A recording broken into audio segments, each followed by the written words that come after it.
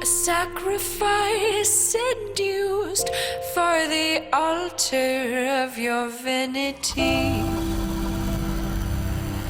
A jealous, hungry God, craving praises of profanity.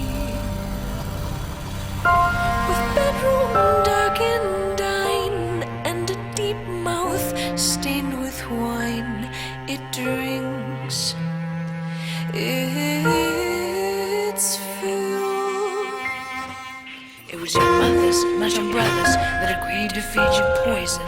This egregious lack of choice indeed seemed fit to join your voice in, with lies disguised as prizes of reason and wisdom, with briberies of finery to weaken any criticism. Can the fly invade the blossom that devours it?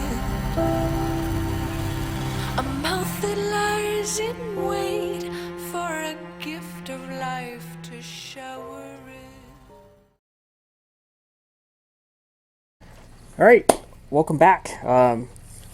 We are officially on session 107.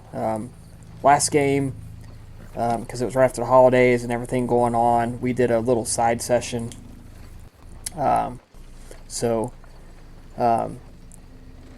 Just to let you know, I put something on the Discord for this, but I'm thinking that after we get done with this, I might just go ahead and finish off an extremely long time skip. And if there's anything you guys would like your characters to tackle or handle, basically we're going to be skipping to about 60 AD. So, over 100 years. 150-ish years. So if there's anything you guys wanted to do with your characters in that time period, let me know. If we can do a session or two on it, we'll do that.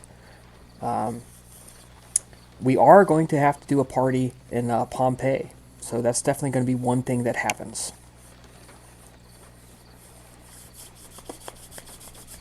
And in the meantime, we also need to decide if we're going to take the detour. Well, that's something to handle either on the way to Padua, so you're coming up on the decision point there, or on the way back. So, But speaking of, that's definitely a conversation to have with one member of your party, who has information that he should, you will definitely want to hear. So, when we left off last big game, we were 3 nights into the 10-night travel between Genoa and Como, which is your next stop on the journey to Padua. From Como, you're going to skirt north to Bergamo, then to Brescia, then Verona, and then to Padua. So there's 4.5 legs of your journey left, which is a total of about 40 nights. But at this point, nearly halfway into your journey, trouble hit for the first time. You were ambushed along the road by 6 humans. Several of you got staked, and in the course of the fight, most of you were unstaked. Flavia ended up running off headlong into the untracked forest, her beast very firmly in control and only with escape on its mind. Albina in pursuit of her. The rest of the group quickly destroyed the bandits. Androdimus allowed one to escape, who, in some small way, is seeking out ways to redeem his lost humanity. One life was saved, but still not enough to make up for what his former patron used him to do. Astartes used his powers to capture another. He appears to be a boy between 14 and 16 years of age, now that you have getting a closer look at him. All the rest were disposed of. So, we are cleaning up. Astartes, you have your prize. Albina, you have found Flavia. You chased her through the woods, her beast leaving a very clear trail of broken branches and marks in the dirt that you could easily follow. And you have found her, now having come out of her panic. So the battle is finished, and now you have to regroup. Albano and Oh, Flavia, we'll start with you. Catching up to her, Abner's going to approach her, saying that is she noticeably out of her the fear frenzy? Yes, she's out of the frenzy and she's come to her senses, but obviously looks quite lost in the dark woods. Abner approaches her, uh, looking to not trigger the fear frenzy once again on her, not arouse the her beast once again. She's going to be stepping particularly loudly to make her presence known. Child, you took us for quite a chase. A chase. Flavia is still a little bit confused and freaked out. She has never been staked before. I would imagine that there's probably 100 different thoughts racing through her head, so it's a while before she actually turns and acknowledges um, her friend coming her way, and she just says, "What in the hell was all that? I felt like I was going to die." And you probably would, if it wasn't for these mortals wasting the opportunity, not seizing the advantage that they had. You got staked by an arrow straight into your heart. A most unpleasant situation for one of us or kind to find himself into. Were you the one to unstake me then? Do I owe my life to you? You don't owe me anything, child. Staking was merely the most convenient path to take. Otherwise, having to carry you around would slow us down, and would arouse too many questions should we come across travelers. Yeah. At this point, I think Flavia would start looking at herself, trying to arrange her appearance. She's probably got twigs in her hair, and her clothing might be torn here and there. And of course, in typical Toreador style, she still wants to look her best. And she's also rolling her eyes while Albina is not looking. Because, wow, a convenience. Is that all she is to her then? But she doesn't say it. She's still thinking very much like a human because of the relatively young vampire that she is. And so she can't comprehend why something that Albina did could not be done in the name of friendship. Are we ready to go? She says. In a moment, there is something I'd like to discuss with you in the privacy that we find ourselves having in the middle of these woods.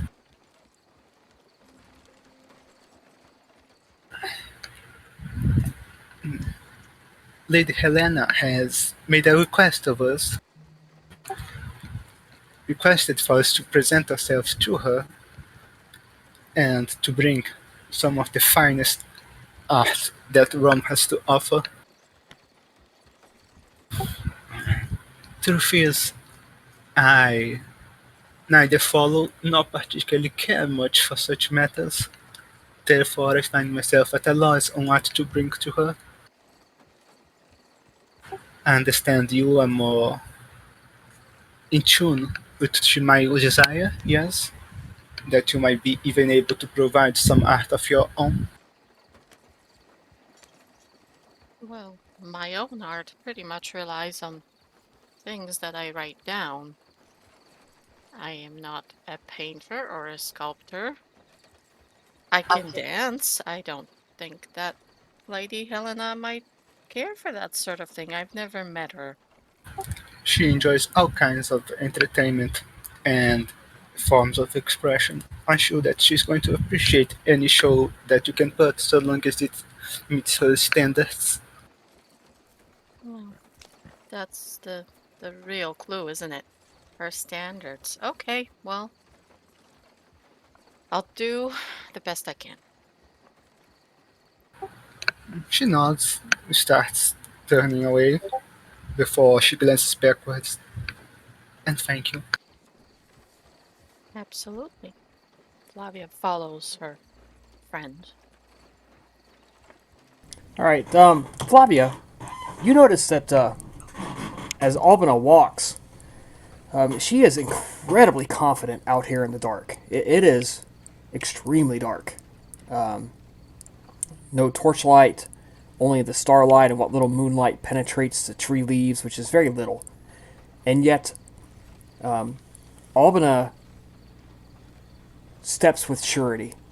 She's walking confidently, stepping over the little sinkholes and the muddy patches, and stepping over fallen branches. And you are having trouble keeping up with her. That even with your enhanced senses, you can't match her surety out here in the dark. Um, be right back real quick.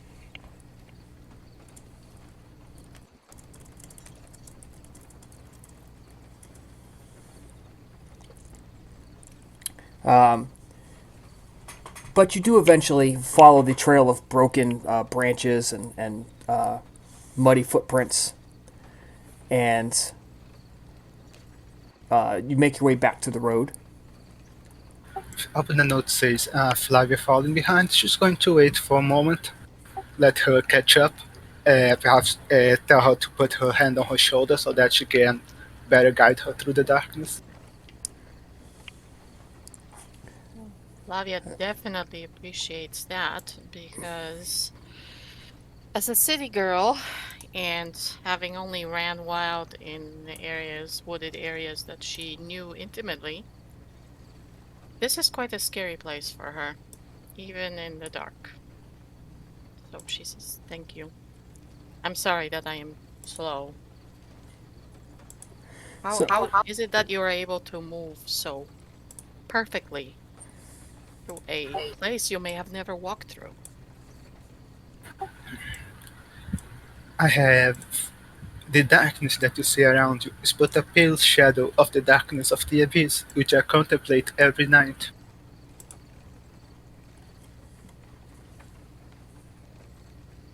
Not that that really clarifies much for Flavia, but she tries to make heads and tails out of it. This whole idea of abyss, frankly, sounds very scary. It's almost sounds like a secret hell to her of some sort that Albina has command over. So it's kind of bizarre to her. so you make your way back to the group, and you find that they have been busy cleaning up in your absence.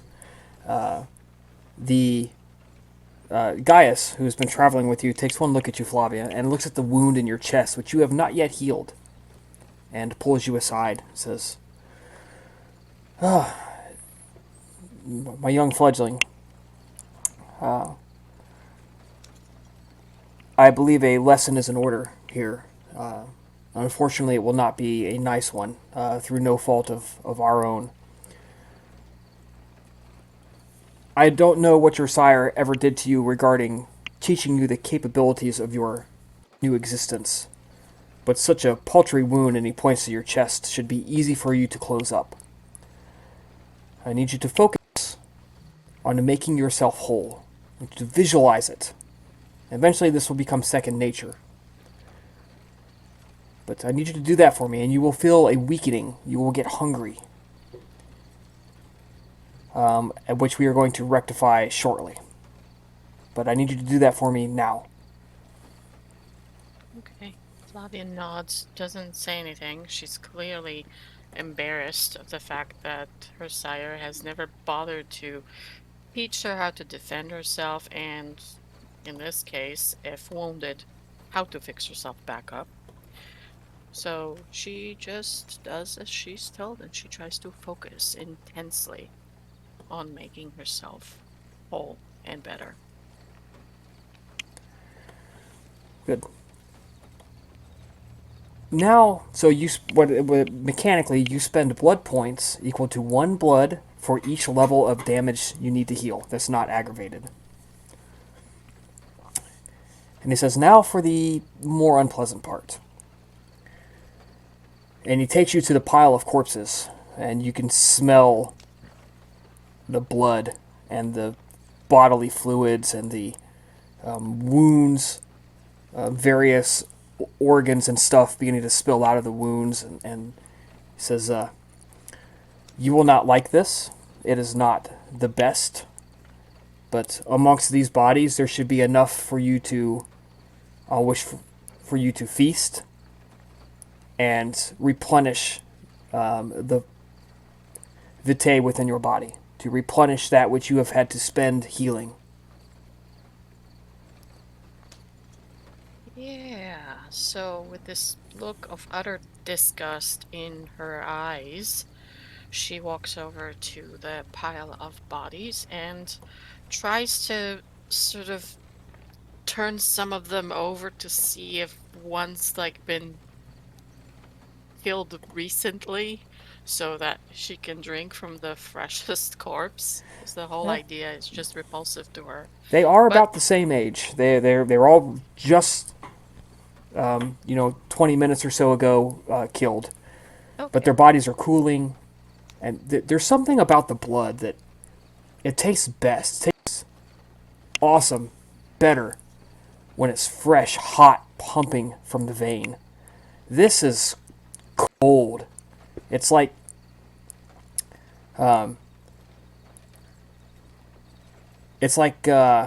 drinking a cold cup of coffee that's been sitting on the counter for 2 hours. You know it should taste much better, but it just kind of tastes flat, and it's barely satisfying to you. I mean, it does what it's supposed to do, but it's not great. It's not good. It's just like bleh. Yes, she would be drinking it because it's something that she realizes has to be done. And she's coughing, and some of it is sputtering out of her mouth because of the revulsion that she's feeling at what she has to do. But like Gaia said, it's a hard lesson for her to learn, and better now than later, because who knows what still awaits them down the road. So she tries to have her fill as much as she can without trying to like retch. I don't know if she'd be able to, but probably just kind of mimic the retching. It's pretty disgusting. Speaking of, there is enough there for the rest of you guys to top off as well. Make up for whatever wounds you may have suffered or blood expenditures you may have done. And Astartes, the young man that you have magically held just an inch above the ground, where he's kicking and panicking. He's talking frantically, but you're having trouble understanding him. He's speaking a language that you don't know. You've never even heard. None of you guys have the language called Rhaetian, do you? Rhaetian? I was just going to say, no, I don't think so. Oh, no, Nope. I don't. If you have... most of you recognize it as sort of vaguely Italic. It's got some Celtic things to it. Especially if you have lingua franca, you definitely recognize it comes from further north. But it's north enough in the Alps that it's no longer of the peninsula.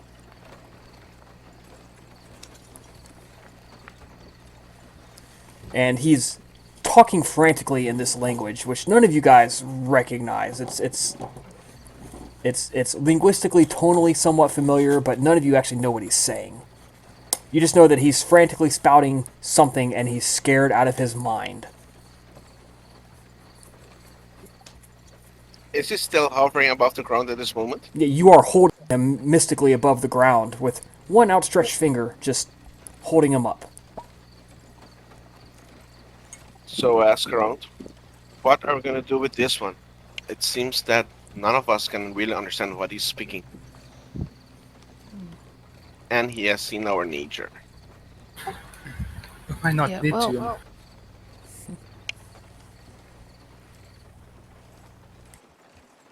go ahead. No, you go ahead. I was going to say, well, I think we should probably see if he can relay what he's saying in a different language, otherwise he really is of no use to us. We might not need to understand his language if one of us can peek into his mind.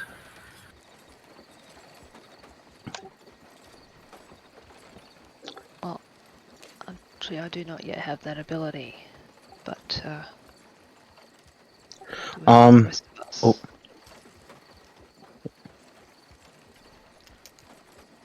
Androtimus will attempt to piece together, with a sort of lingua franca, sort of like cobble together series of dialects that people would speak in, the region. Just try and get through to him that we can't understand what you're saying, man.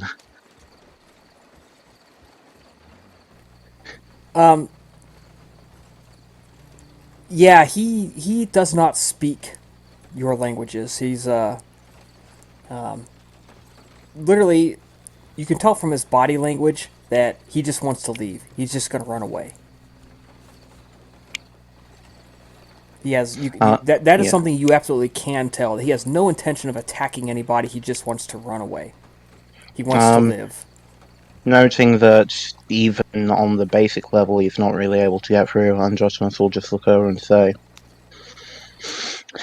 in terms of having seen too much, well, I get the feeling he's not going to want to speak to anyone of this for a very long time, and even if he does, how many people are going to believe him? Only one needs to believe him for that to become an issue. Precisely. So we must look at this, as a potential breach of the... Out of character, I keep forgetting the Silence term of the for blood? that. That's the one. But are we going to let everyone that survived leave? Because he might be just one this time, but in the next encounter we let another one go, and the next we let another one go, and he's looking at Trotimus. That will potentially be a big breach. So I say we stick to one procedure. Is he gonna live or is he gonna die? Out of character though, was he the only survivor? There was another one who escaped. So right now, if we let this one go, it's gonna be 2.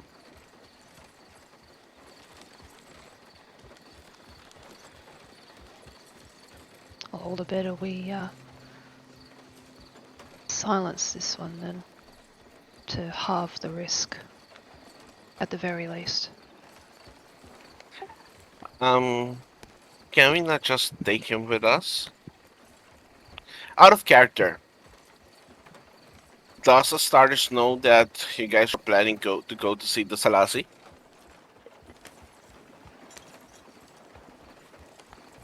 I imagine to be discussed with us being taken the body of Hatshepsut, yes? Yeah, this is definitely something you guys would have discussed. So Yeah. Okay. If we're going to see the Salasi, it's better if we take him with us.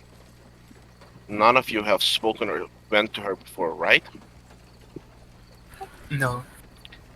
Let The it flow. Selassie is not just somebody that you can approach. She's a Methuselah and a very dangerous one. She commands even the element, even the winds. And Alvina, I'm even afraid not even your command over darkness can save you if you were to disrespect her. I have So, no intention of doing so. but that's the thing. She's a Tzimitzi, and might end up disrespecting her without even knowing you did. Because the last time I went to her was right when I reached Rome. We had to bring slaves to her as a sacrifice. And he's looking at all the party members at Androtimos and at Flavia. So we're gonna need a lot more slaves to take to see if it will appease her, if she would listen to us. Then we should visit her after we are done with Labiena sire endeavor. That way we might be able to arrange to be given a group of slaves to take to her. And we're gonna need money, because last time we also took gifts in the form of slaves and money. So we have to really think about it. Labiena sire might be willing to provide that to us. I'm looking at Labiana. Will he be able to? Labiena, no, he won't. He's never No, been rich. he's yeah, yeah. He has never been that well off, as well intentioned as he might be. I mean, it'd be a different story if he had finances to be able to throw around, but unfortunately, that is not the case in this instance. But I'm certain with our combined ingenuity, we'll come up with a way whilst we're there. Okay, so in the interest of reviving Hatshepsut, let's say we take this one prisoner with us. There might be one more mouth to feed, but on the long run, it's gonna benefit us. Do we have manacles and other things that we can use to keep him captive? He's And quiet. he's a 15, 16-year-old kid. We can bound it up like a mummy and throw it in the back of the cart.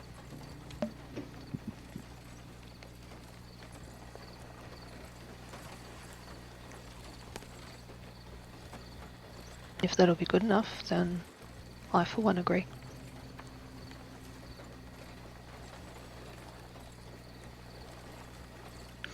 Androtimus looks between everyone.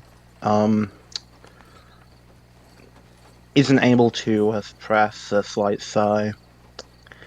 Well, it's your trip. I'm just here to help make sure you get where you need to be and stay fed. So, your decision, I guess.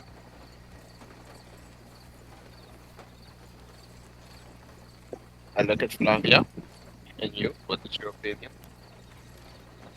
Flavia agrees that with the majority that we should take this kid along and just make sure that he is not able to scream out, so gag him and bind his feet and his hands and make sure that he's comfortable in the back of the cart and no one can see him. And she even offers her dog to help guard the boy if necessary.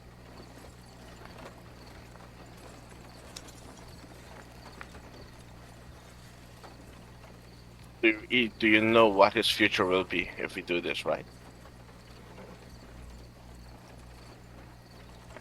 I think she can guess. Okay. Unfortunately, it is sort of like us versus him, right? So she has a hard time reconciling herself to dying again since she just had a really bad experience. So that's where Flavia is coming from. Okay, then I command Barikbal to bind this guy up and throw him in the back of the cart. And also gag him. All right, yeah. Barrack Ball does so. The boy is no match for his strength. Tresses him up, ties his wrists and his ankles together, puts a gag in him, and throws him on the back of the cart.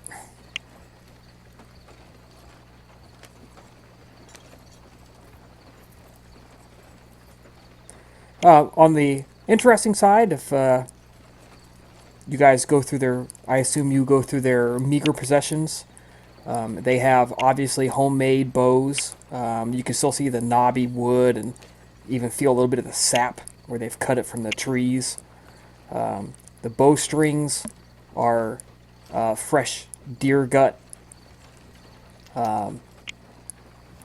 At least a couple of these men were experienced craftsmen and hunters. They have no coinage, but they have some trail rations and such on them. Some camping gear, things like that. They've traveled light, very light. Flint and steel, some common stuff you'd expect woodsmen of this era to have.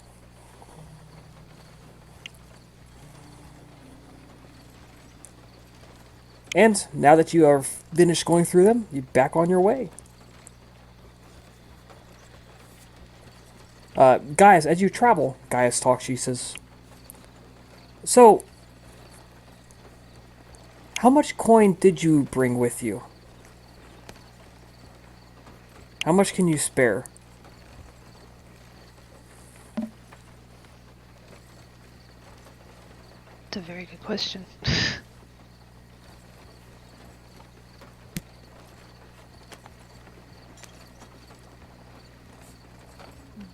I don't think you guys brought much, because most of it was spent getting the horse in the cart.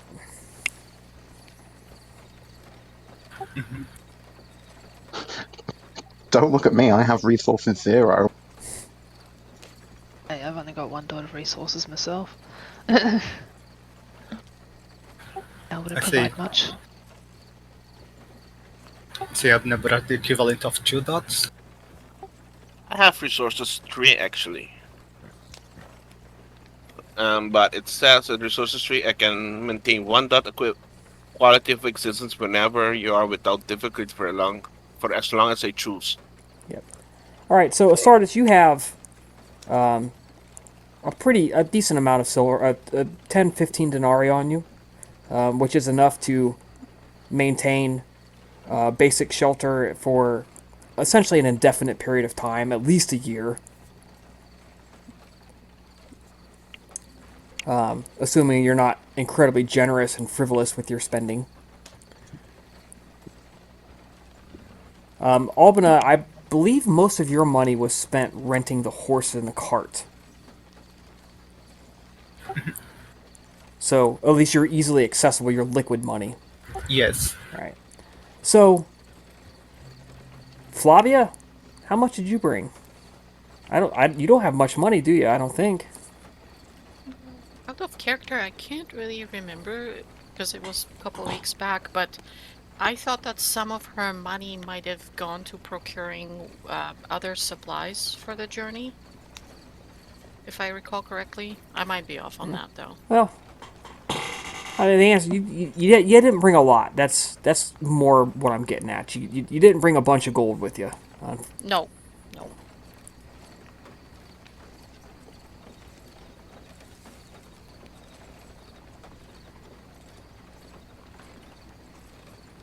Okay. Gaius, this is the next question. He says, well, how many of you can drive a third cart?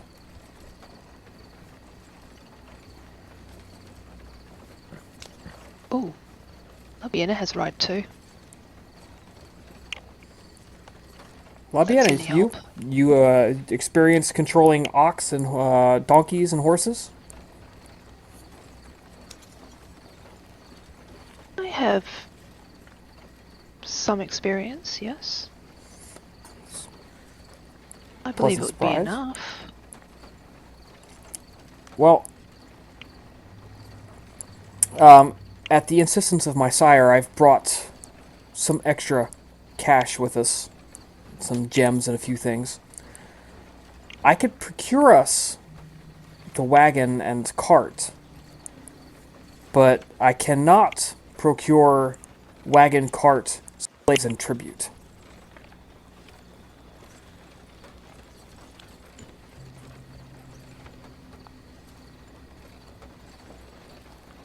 So at least some of your worry is taken care of, but you still have to at least come up with, as Noble Astartes has said, you must come up with something to give her. Times are 4 hours hard on the land. We could raid a few villages. I'm sure that most of the fighting men would have already departed to battle. Well, that's why we're taking these back ways instead of the main street, the main roads, to avoid the worst of the fighting.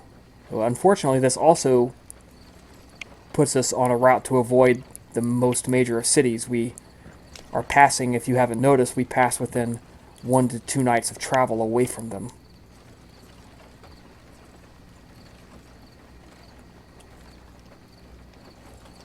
I suppose the question is, these smaller villages that we'll be passing through may not have as much in terms of valuable assets as the bigger cities. But will that be enough? As they say, where quality is not available, quantity must suffice. But do we have the means necessary to have that many people take Selassie? It's very good. Do we have a way of controlling them? Fear we keep them lying. But fear may also push them over the edge, make them suicidal, start attacking without a care for their lives.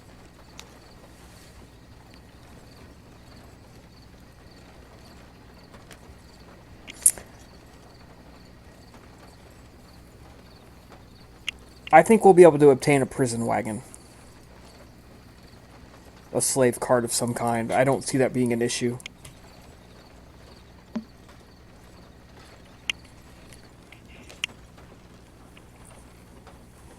Okay, And I'll offer to drive it, okay, so as we it have a may driver. make someone else uncomfortable. It's just the rest of you will have to raid other areas. Raid these villages for what meager treasures they might possess. Some fine rugs or clothing or blacksmithing tools, maybe a treasured village heirloom. And you're going to have to do it a lot. Yes, we may get lucky. You may.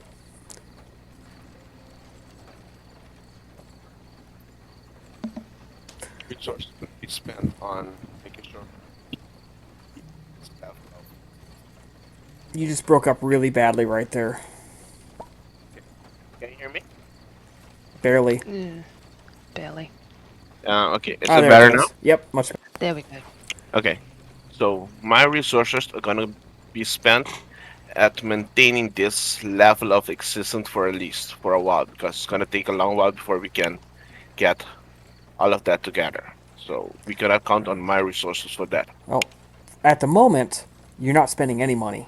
because under Gaius' strategy, he has you guys staying in little farm villages and barns and stuff, and his men go ahead and scout and arrange for each stop. So, at the moment, you're not spending any money. Okay. How out of character? How far apart are these villages from each other? He has spaced it so that the major cities are approximately 4 nights of travel each, except for this leg of the journey, which this conversation is taking place over the several nights stretch on your travel. But you're passing smaller, much smaller ones, villages of like 50 people or 60 people, big farmsteads. So you see those every couple of nights.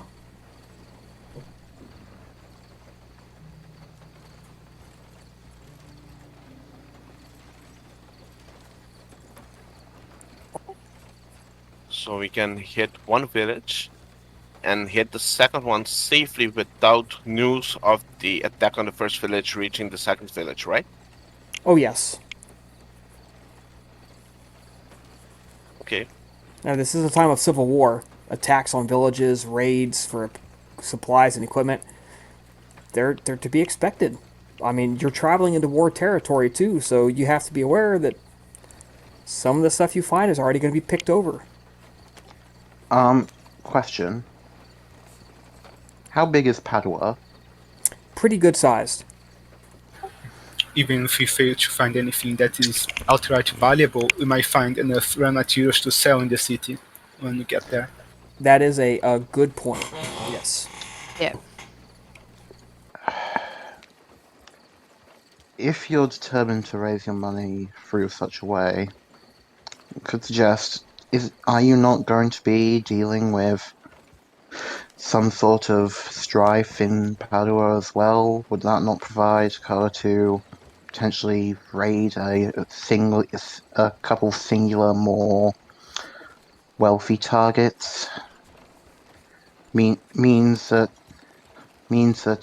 both less life lost, which will be of concern to some of the younger members of your group, and also means less chances to get a run of bad luck. I imagine that the more wealthy targets will be the ones that had hired most of the muscle in the villages during this time of war. My point exactly. The wealthier target's gonna be a bigger threat to us, and somebody is gonna get suspicious when somebody wealthy goes missing. They're gonna search for them, but not so much a peasant from a local town or something like that. So it has its pros and its cons. Less target, but more dangerous. And if you stick to the town, it's gonna be a lot more people to have to fight, but I think we can take them on. Or we can just abduct some of them in silence.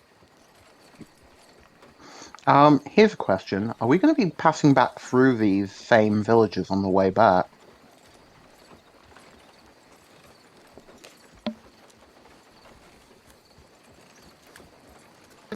I look at I forgot his name, Defentru. Gaius. Guys, ask him, is there an alternate road back?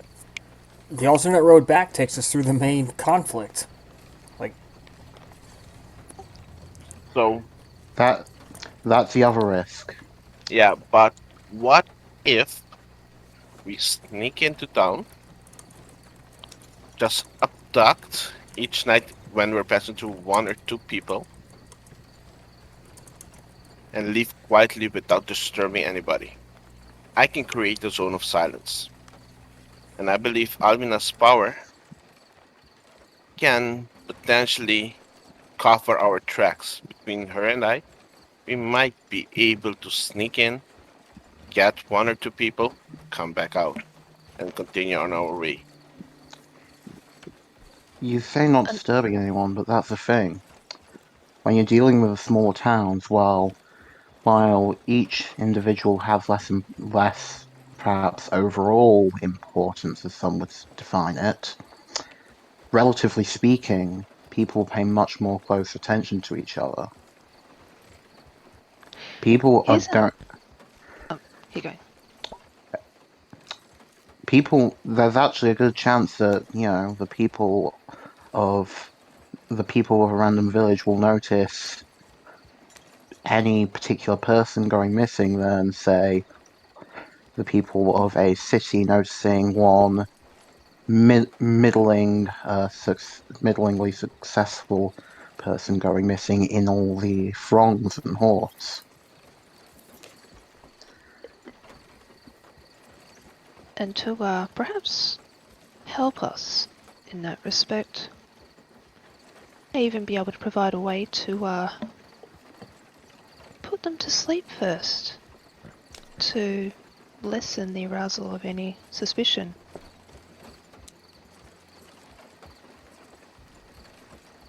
Out of character, Hand of Glory. Yeah, I figured. Androtimos, you can speak to animals, right? Can Yes. you get birds to spot any more bandit groups along the way? So instead we fall into their traps, we go seek them. That. I suppose that could work. Give me a moment. Androtimos is going to go off to the side a moment and seriously consider if there is any way out of this that is even slightly more ethical than all the alternatives. There, as a matter of fact, is a ethical way out of this. Oh? Present yourself to one of the army factions and just buy prisoners from them. Or rob them if you feel that you can get away with it. Still not entirely ethical, but at least more so than, raiding random villages. But I, then we have trouble with resources, right? there is also the question if the Thalassy would also accept animals as an offering. Most likely not. I think you guys would know that.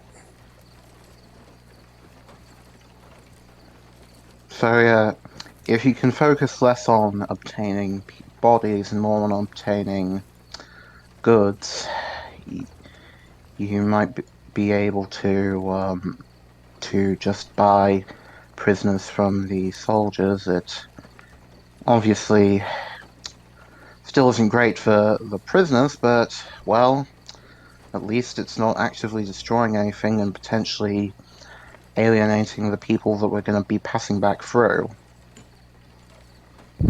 Okay, let's do it like this for a while.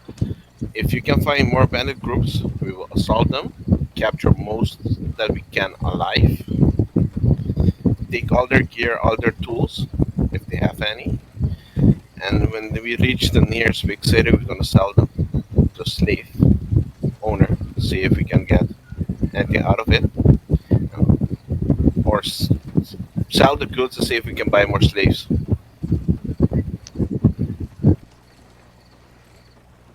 Very well. And the alternative, if we do not get any more money that we need, or money enough to buy the required amount of slaves, we have to start creating them.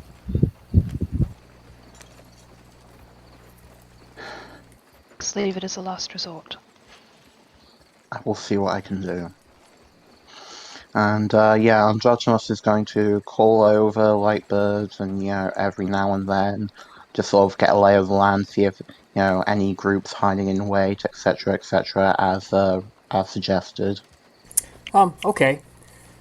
So here's what we're gonna do. You guys, over the course of several nights, eventually make your way to Como, and after a period of time to allow everyone to hunt and replenish your blood pool, you take off on the next leg of your journey. Androdimus, I'd like you to roll your wits plus survival plus one extra dice, and anybody who is scouting with you will add an extra. So, but remember, if you're scouting, you are a couple of 100 yards away from everybody else because you are looking for trouble, verifying routes, things like that.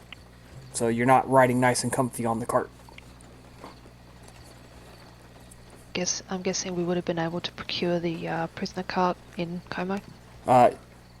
Gaius says he can do so, but he wants to wait until you guys are ready for it. Ah, Alright, so yeah, is anyone tagging along, or? But so yeah, you guys tell him when you need it, and he'll get it.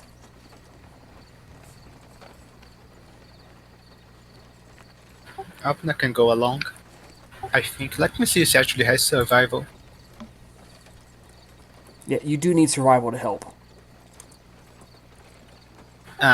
Yeah, she does have survival. Alright then.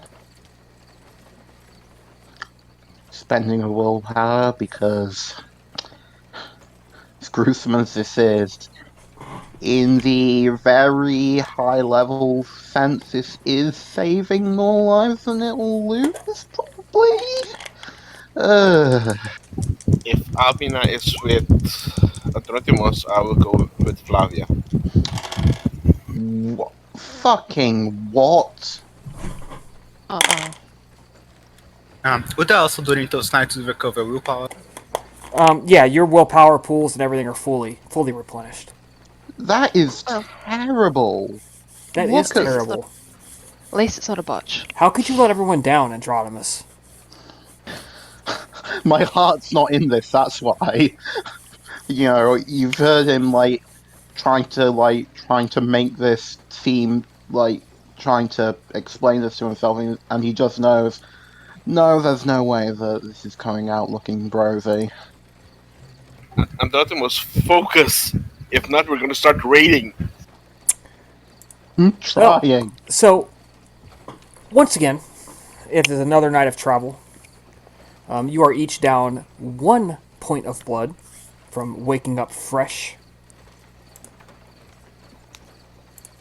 And you are making your way through the trail once again. So, who was out scouting? Albina was out scouting. It was just me and Albina. All right, so just you and Albina. Labiena might even come along this time around. Well, just to we're provide not quite some- there. We need people to defend the carts. Yeah. And I'm Yes, a you glass do. cannon. And I'm a glass cannon. Because as you are heading through this area, again, very similar setup, you hear creak, creak, woo, and suddenly this tree falls down. Huge tree falls down on the path in front of you. As soon as we hear that in the distance, Andronicus just curses "What the fuck? I swore I checked there." You guys are about 15 to 20 seconds sprint away. Actually, Androdimus, because you have your horse and you range further, you're actually literally further away, but you're still the same amount of time away.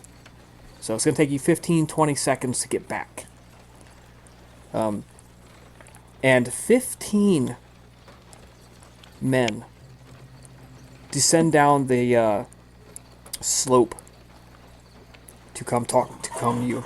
They are armed, have a motley assortment of knives, swords, clubs, and bows. And a couple of them have axes. Well, Big- hey, at least it's a lot of potential captives. Indeed. The We leader, struggled against 5. 15 of them. Leader steps up. He's wearing the best armor, you can tell. Studded leather. It's got a half helmet on his head. Surprisingly, he's the one who's not covered in sweat and mud and muck. The rest of his men who have been feverishly working on this ambush are the ones who are sweaty and out of breath. They'll probably cut down the tree. They've actually been holding it up with ropes. You can see ropes laying on the Ah. ground from where they've been using the ropes to balance it. And as soon as you were in the right position, they just let go, and it just boom. Good. And then behind you, you hear another crash as a boulder gets rolled off the top of the hill and comes to rest behind you, blocking your retreat.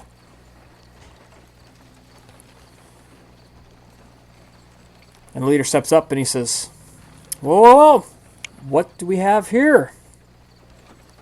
Gaius is busy tending to his panicked horses. He can't answer. You guys are up. Okay, I walk up to him and I use entrancement. Okay. Roll your appearance plus empathy at with your merit, adding to the lowering the difficulty, I believe. Correct? Yes, it adds and it lower difficulties. And what's the diff? I believe it's always 8. So for me, Let me it's let me 6. double check that real quick.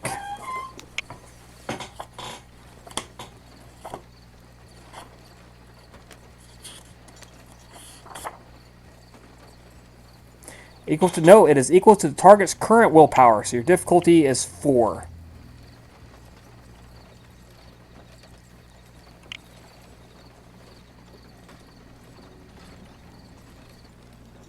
His willpower is 4 at the moment. His willpower is 4. He is a normal human. So in that case, it lowers it to 2 for me then. Most humans have a willpower between 2 and 3. As the boss man, he's got a little bit extra. Can it go lower than 4? Because my merit lowers it by 2. Your minimum difficulty is 3. Okay.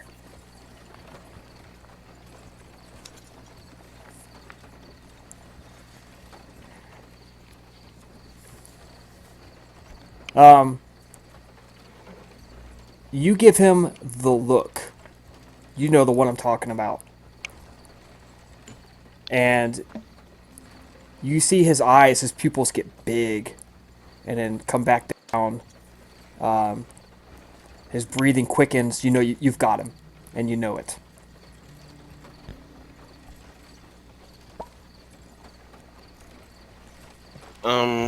Okay. Let me just check something. As I want to use also awe to entrance most of the other people, so I can Okay. start talking to them. So spend a point of blood, and then roll your charisma plus performance at difficulty 7. And what is the aura you're trying to give off for awe? Somebody that they can trust, somebody trustworthy. Okay.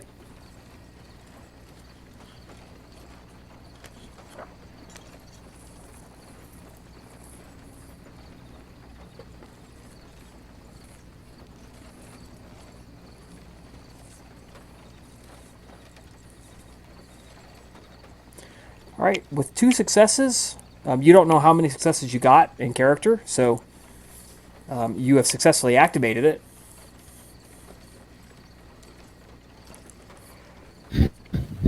And I approach the leader. Okay, his followers are like eagerly grabbing their weapons. They're like, yeah, yeah.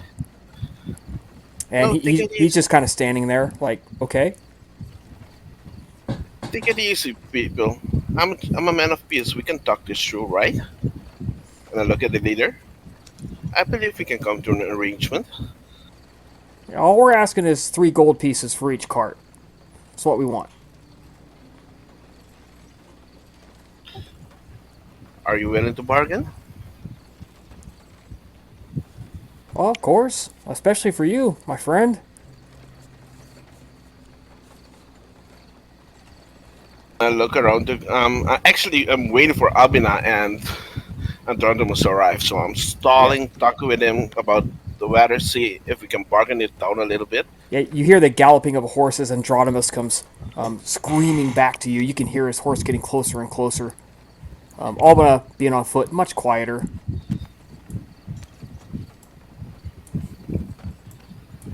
But And as they approach, you can hear a couple of the men turn around. They're like, "Hey, whoa!"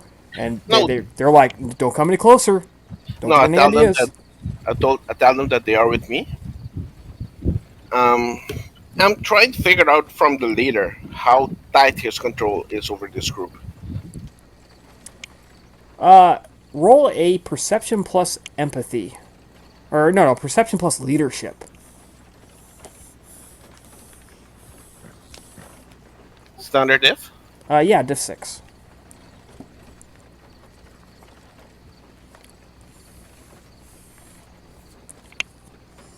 He's in charge.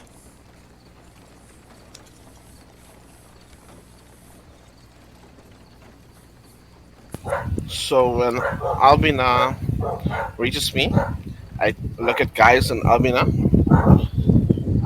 and see, tell them what we're gonna do. Are we gonna take this man's offer, or are we gonna see if we can bargain it down a little bit more?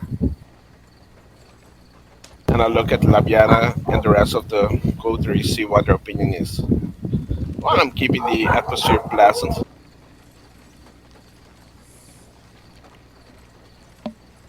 Well, out of character, how many of them are? There were 15 or so, right? Yeah, it's 15.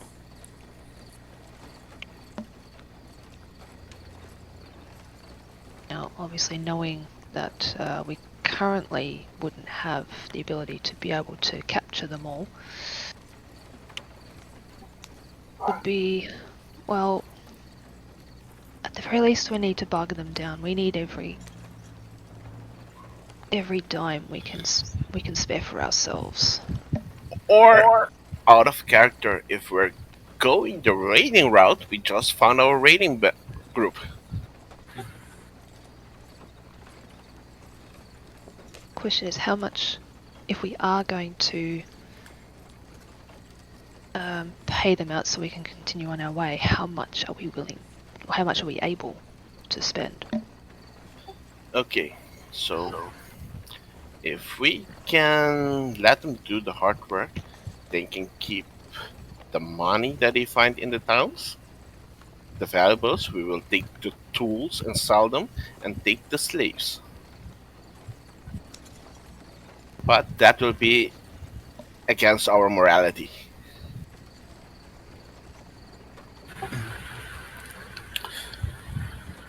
Of course, that would also assume that they would accept this offer. We are not offering them anything. This. We will aid them. Hmm? We will aid them. We will offer them our aid. And I've entranced the leader at the moment, so he's in love with me.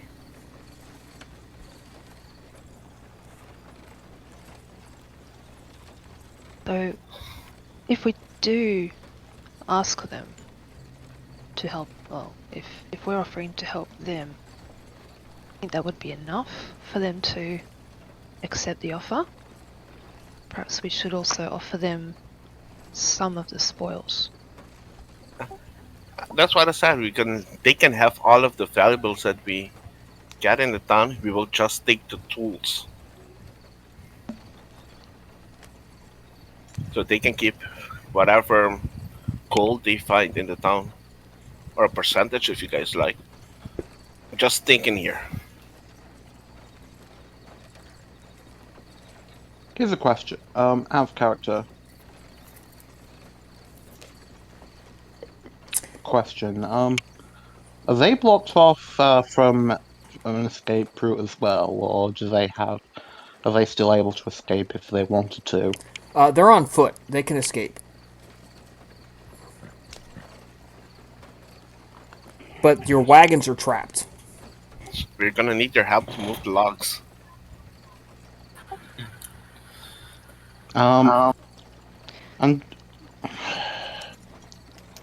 Well, Androtimos is going to, hoping against hope, exert willpower and make a noise coming from the distance that sounds like a war band coming close. Yeah, so you see the leader, or a couple of the men are starting to get anxious as you guys are talking, discussing strategy, and they're like, "Hey, come on, Greg, come on, why are you letting them talk this out for? Just take their gold. Let's go, come on." And he's going, "No, no, yeah, you guys need to shut up. I'm gonna handle this. They're a rich band. They can afford it. I don't think there's going to be a problem here. Just give them a minute." And so they're starting to get a little rowdy and antsy. So you don't have to make a roll for that, right, Androtimus? You just spend your willpower. And I don't know, do any of them have some sort of supernatural seeing ability? Nope. Yeah, I figured, but They don't hear it, though. They just failed their perception roll. I do as if I'm cursing in Phoenician, but I'm hoping that Adotimus can speak Phoenician. Can you make that sound come closer, like they're approaching very fast? Um, hold on, let me check what languages I do have actually. Unfortunately, Phoenician is not on the list. However, I can just probably note from the fact that there's still, you know, they aren't necessarily going yet, and spend another willpower to try and reinforce the sound, make it sound like not like unfeasibly fast, but definitely that they're going through this, getting close at a rate that they would not be comfortable with. Um, I I curse once more in Phoenician and tell Amina if she can create an illusion of the shadows of an ambush group is being set up. Well, as you guys are talking about this, um, only one person can hear this, right? Andronimus? It's a targeted illusion, right? No, that only comes into play at the .5.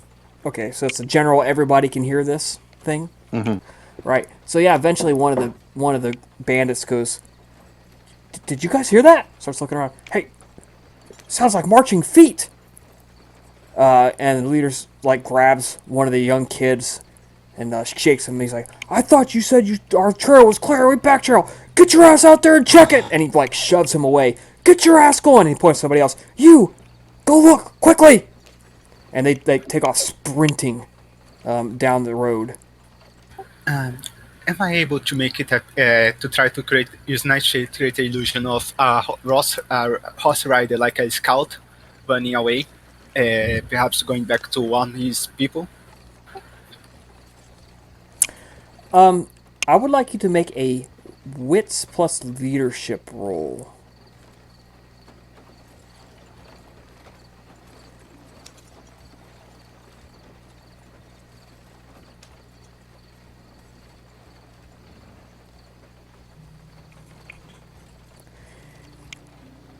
So, if you make these guys panic, it's liable to make them get violent.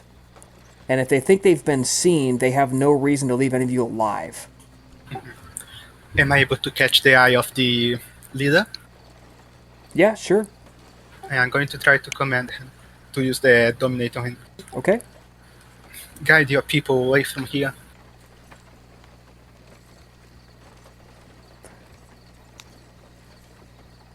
And Yeah, make your roll. I will reinforce that. But yes, take your people to safety. We will stay behind and hold them off as much as possible.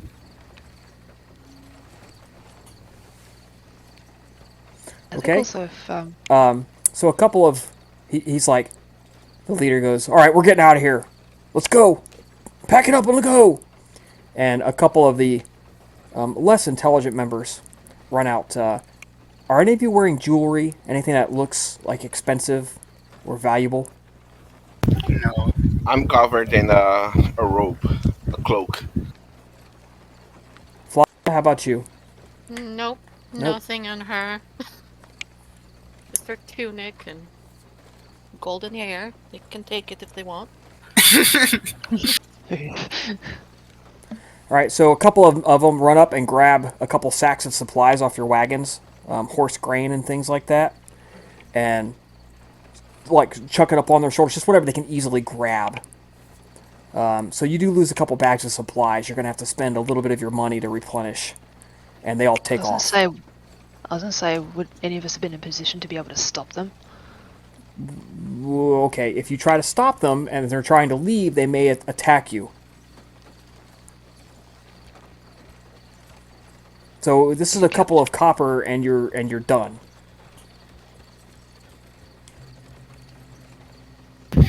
Better than a couple of gold.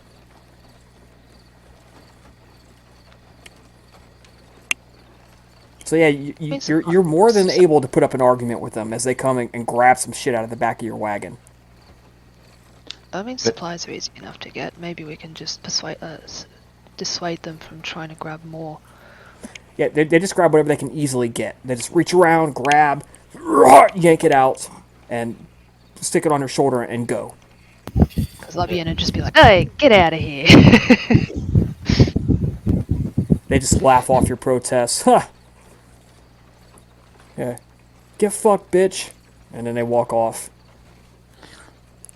And when they're walking off, I'm gonna use move of the mind to grab a little rock and have it shoot at one of their head from another direction, just to spook them a little bit. Yeah, they take off jogging into the woods. One guy, did you fucking throw that at me? What the fuck, man? Start like shouting back and forth at each other, and you hear the leader go, "Quiet! Be quiet!" And they disperse.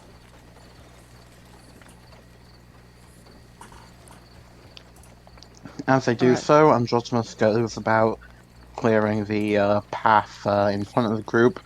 Yeah. Just silently relieved that he nixed any thoughts of working together to make a massive raid band. Yeah, Albina, between you guys, you have the power and raw strength to just pick the thing up and move it out of your way. Okay, that was that encounter. Well done defusing that. That could have gotten really messy. I should really start aiming for presence 5.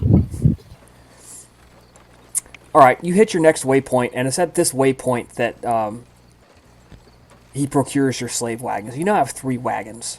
Astartes, you do have to spend some of your money to replenish supplies and get enough horse feed and things to supplement the grass and stuff for the added bunch of horse.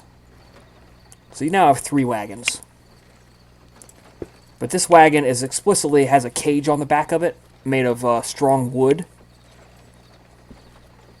And it's jointed together with wood joints and tied and glued together with pins. Pretty sturdy. It would take a pretty strong guy to break out of here. So as long as none of you guys, try to rob Nathan Jones, you should be good to go. Ha. I like that. If you stick to scared young teenage boys, you'll be fine. In that case, I'm gonna ride alongside with Labiena because I can throw up a zone of silence if any of the prisoners starts making loud noises to attract people. Alright, so you are now on your next leg. Androtimus, make another survival roll for me with the same dice modifications. Yeah, hopefully not. I'm not rolling the same encounter twice. There you go. Yeah, just don't get lost. Okay, you're good to go. Next leg of your journey goes well. No problems whatsoever. Again, you pass by a couple of small villages. You make another stop for feeding and buying, some hay and grain and things for your horses.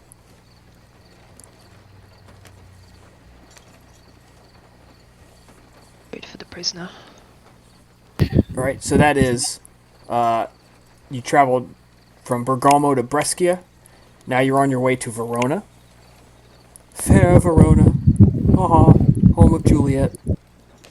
Make a navigation roll for me, please, Androtimus.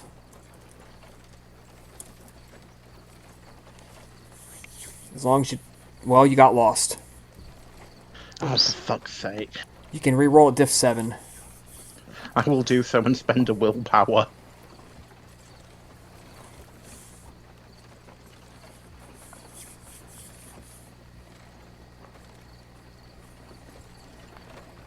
Yay! That's 2 total then. Awesome. Another 4 nights of uneventful, long, boring, monotonous travel. You are now 4 nights away from Padua. Make one last navigation roll for me. So how much blood are we down at this point? None. None. All right. He is takes a couple of hours at each major area to allow you guys to feed. Fair. And we're at full then. Full -2 at the moment. Full -2. Okay.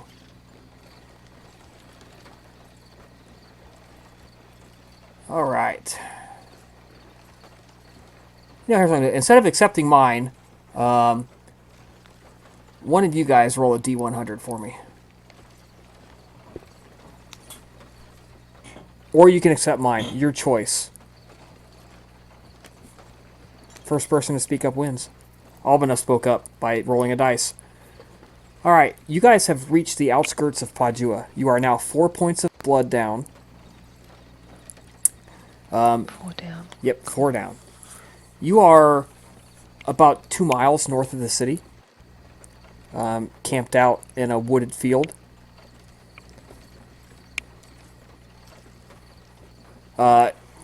This area is definitely torn up by fighting. You recognize as you neared it, the signs became more obvious. Farms are burnt out. Fields are scavenged of useful crops. It's been more and more difficult to replenish your supplies, and more expensive.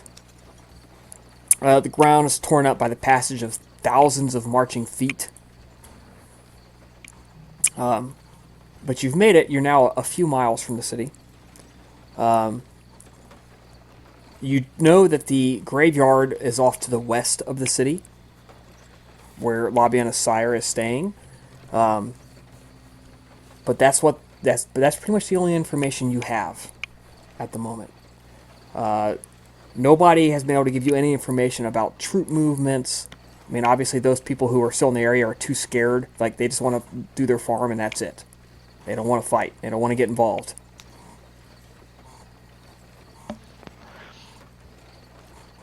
So, they're approaching this. You're a little bit blind right now.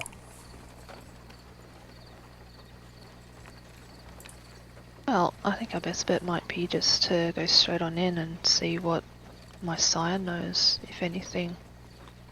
Gaps we may be able to fill in by scouting. Yeah, miss.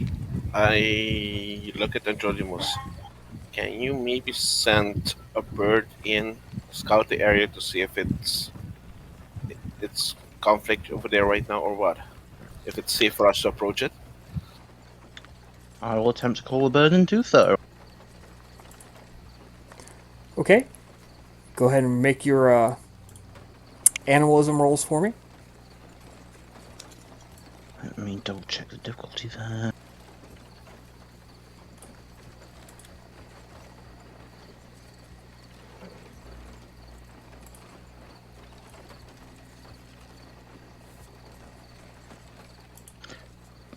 Two successes, so yeah, I get the bird, and then manipulation animal can.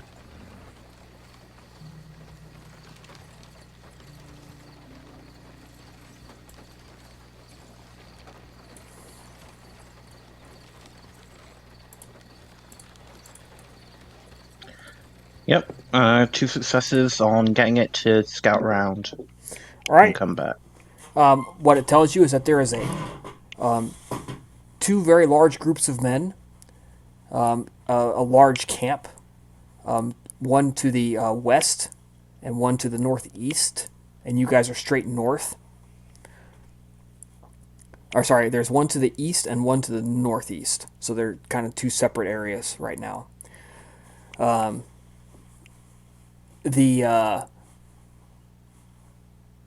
Yeah, that's pretty much what the bird tells you. That's what it was able to discern. So as long as you don't go to the east part of the city, you should be fine. Yeah.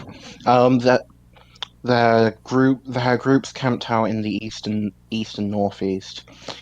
If we want to avoid conflict, hugging the west a bit we should be fine.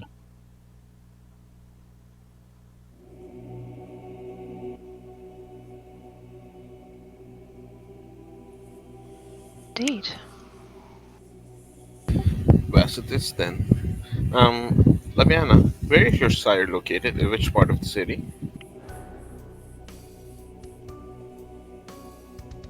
Well, obviously at this point Labiena will relay that information. Out of character, I've forgotten already. The graveyard is on the outskirts, outside of the walls, and is to the west.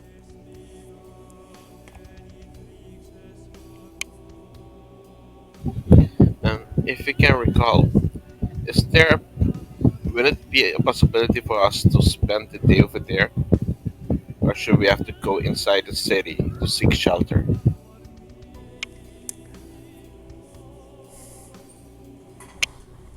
As Oh, I was gonna say Labiena remembering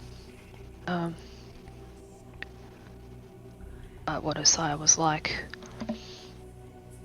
Fairly certain if I go in advance, tell him who I'm bringing with me. Fairly certain it would be alright to stay at least one night, maybe more.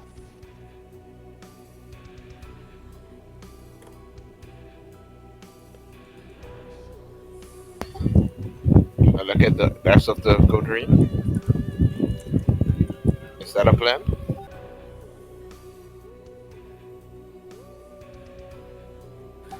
I do not see why not.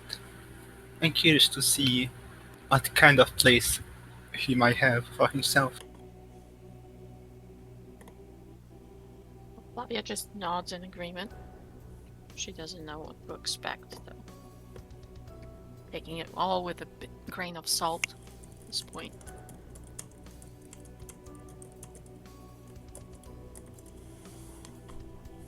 So, Labiana, are you going alone, or you need somebody to go with you?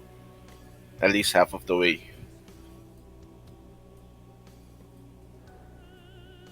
I mean, feel free to join me. But once we get there, I'll just head inside alone first, just to alert him of who I'm bringing.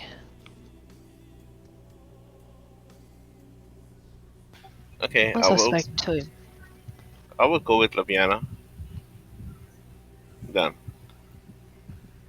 half of the way, stay outside. Wait till we get the green light to go inside.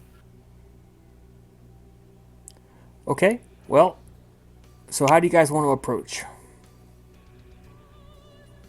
First of all, I'm erecting a zone of silence so we are not heard.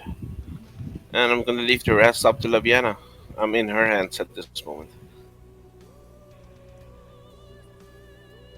Well, considering Androdimos's intel, if we kind of skirt around to the west of the city and proceed as quietly as possible, we shouldn't encounter any problems.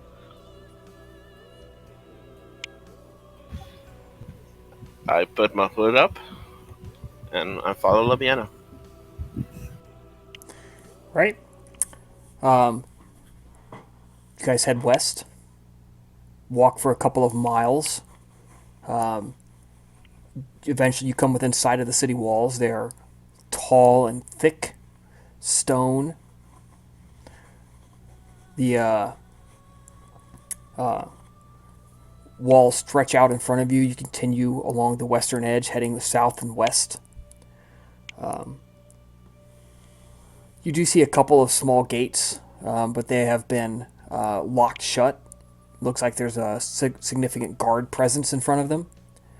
You haven't seen any graveyard yet, but as you get to the far western, essentially the due west side of the city, off to your right, so it'd be to the west between the city wall and the cemetery, you can see a road, a well-tended pathway leading off into the woods. And there are markers that indicate that there is a temple to Dies Pater in that direction. Obviously, Labiena will recognize that immediately. Yes, you will. She'll turn to the others and say, looks like we're on the right track. Follow me.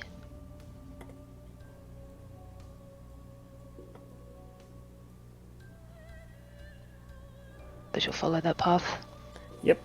So you follow the path. It winds through the woods, and then approaches from the south.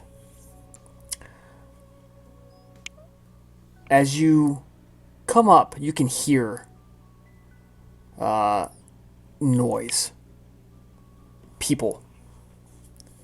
A significant group from the sound of it. The woods open, and there's a very large clearing. And you see the cemetery in the distance in front of you. It has its own set of stone walls, about 10 feet high. Very well made, well cared for. Clearly, a significant amount of wealth went into this place.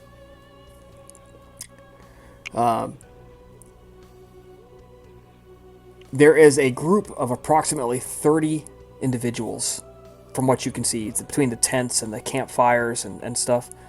Very few campfires, by the way, between you and the gates.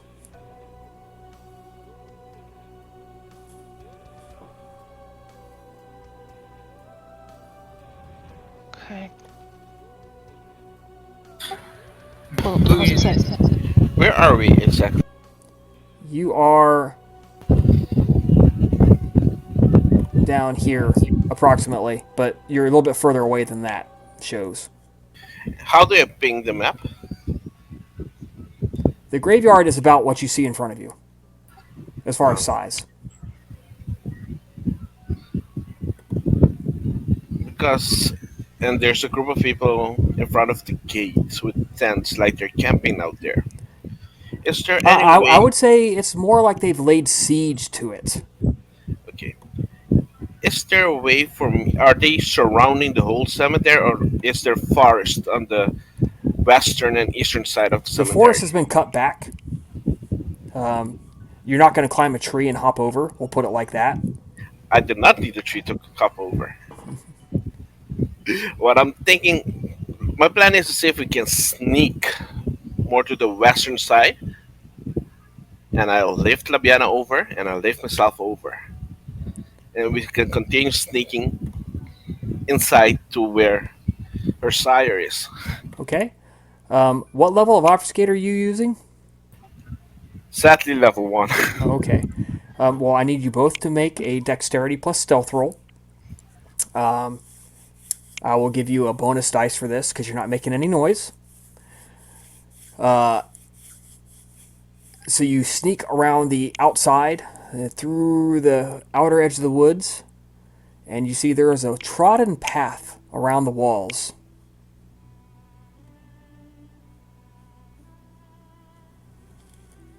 can a celerity be used here?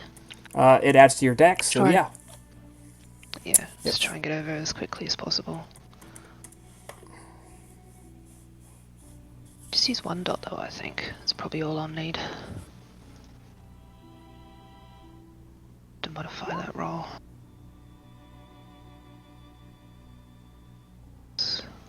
How many successes did you get? I'm not looking at that screen at the second. My roll is wrong. I forgot to take off my. Or can I boost with blood buff? Sure, if you're that worried about it. Yes, I am. So I'm gonna use 4 blood points. Then I have to reroll because the one I rolled was with a boost of 4 blood points in my dex. All right. Will that stay if I pay the 4 blood points? Sure, I'm cool with that. All right. Astartes, you slip easily into the darkness, imitating the warriors with whom you have served for so long.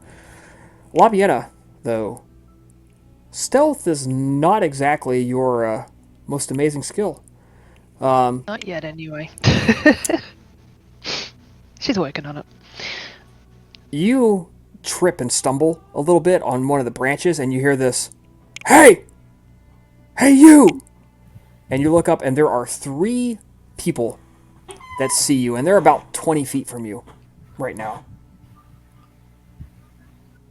You had hoped to slip by them just in the outskirts of the woods, and they're just by the wall. So you're just off screen here on the left, and they are right at the wall. You hear this, "Hey! Hey! Get over here!" And the sheet of drawn weapons.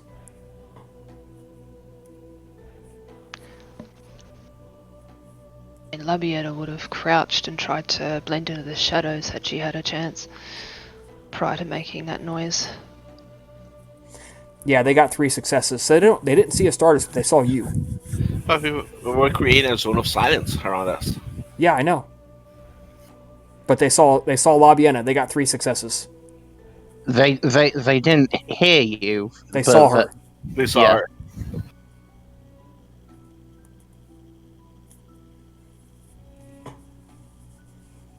It's got to be an easy way out of this.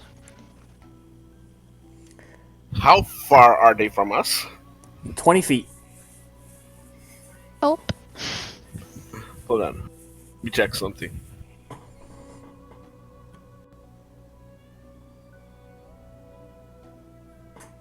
I mean, she's going to remain crouched at this point.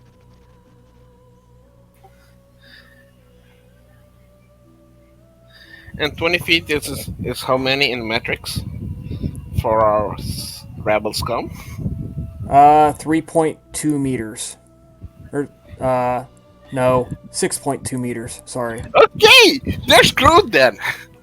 Because I can extend my silence of death until 7 meters. Okay. Okay. My plan is, if I can do it, use silence of the death, extend it. All right. Well, let's make an initiative roll then. I was going to say, at absolute worst, I probably do have some prepared, what's it called again? I mean, if we really need it, that hungry mold. If we have to. Because I'm gonna see if we can take down 2 of them, and you will take out the 3rd one. Let's hope this works. I'm gonna use. Do we need to roll initiative, Yes. right? Roll your initiative, please. I apologise in advance. The dice really don't like me. Me neither. Oh, they like you better at this point. My dex is still boosted, right? Yes, it is. Yeah. Initiative.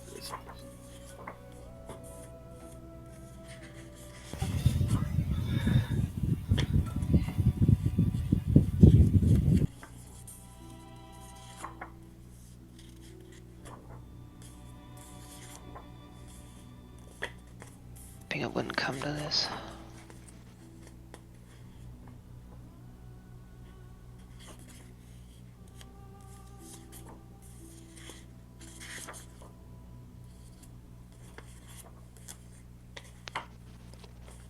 All right. Astartes, you're first. So your action is to extend the silence of the blood.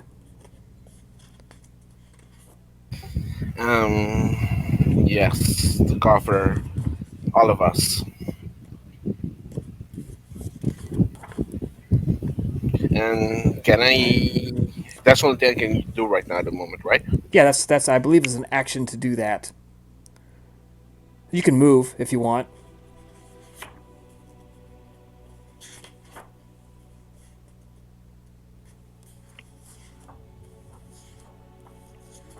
So, you extend it, and you are still, you believe, pretty well hidden. And you see one of them, the one who caught out the challenge, he puts his fingers in his mouth and does that whistle, and nothing comes out.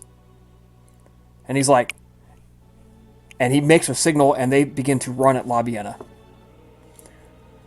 The 3 of them, the man with the sword, the one who made the whistle, runs up to Labiena and takes a strike at her.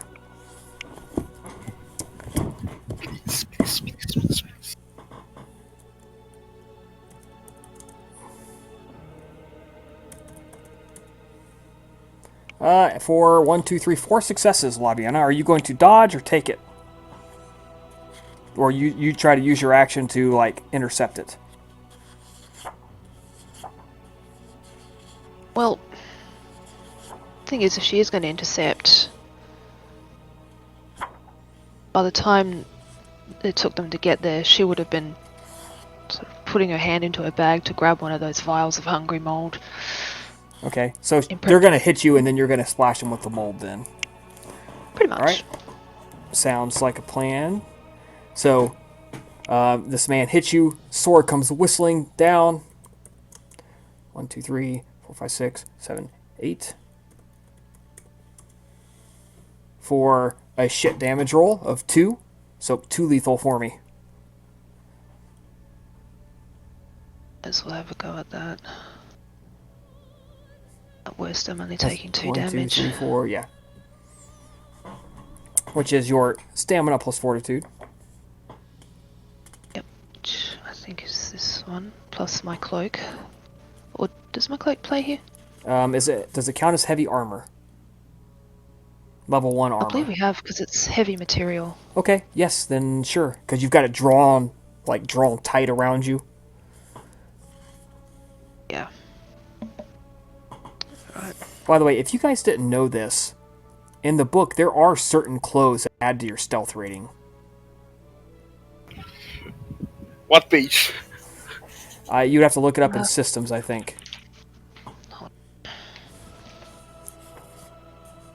Alright, so you take 2, Labiena, and now you're up.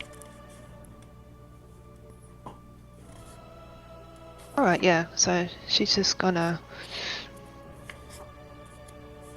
proceed to whip out the vial, rip the top off, and just splash the shit in his face. Alright, and now remind me what Hungry Mold does again. It basically eats away at the flesh, I believe. Let me just double check that, hold on. Yeah, I have to check that that page. I know I've got it somewhere. So we'll need to make a roll, apparently. You do have to make a roll to throw it on him, which should be Dex plus Athletics. Information, uploads, location, quick reference, backgrounds, abilities. There it is. I think I got it under disciplines. Also, as per usual, she would have activated her... God, I keep forgetting the names of these things. But the Alga Mortis. Yeah, but see, that's an action to do that. Her at this point. Like, that's not reflexive. That's an actual action.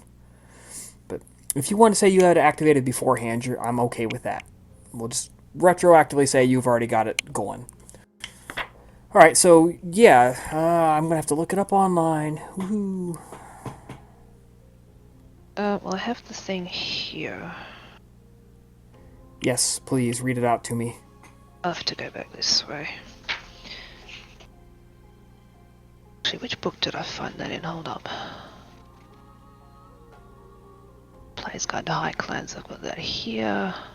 Rituals, Page rituals. 198. Okay.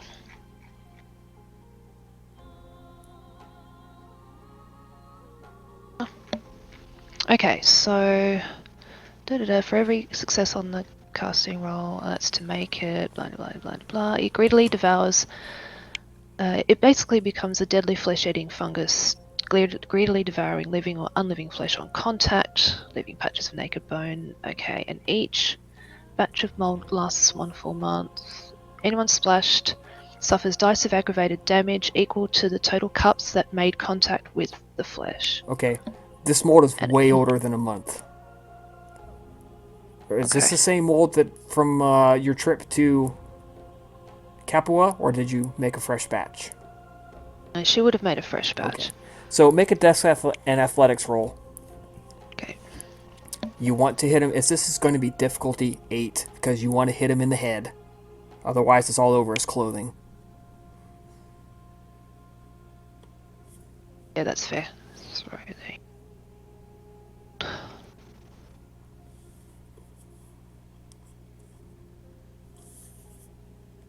She might even spend a willpower on this one. You can do that.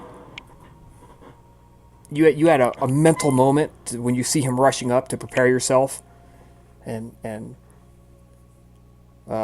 decide that you were throwing this in his face rather than getting a protracted fight. Yeah, she wants to make sure this hits him.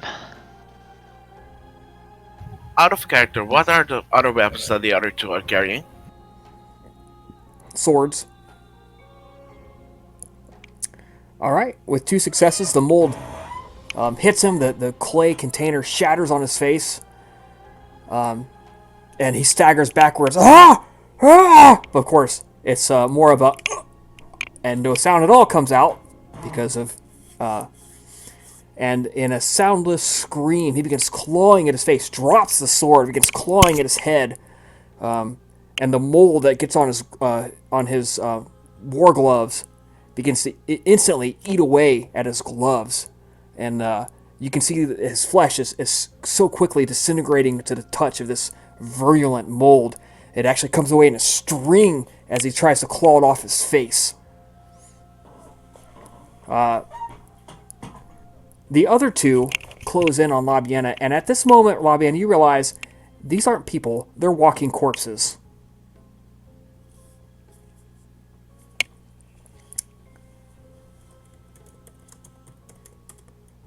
Ah.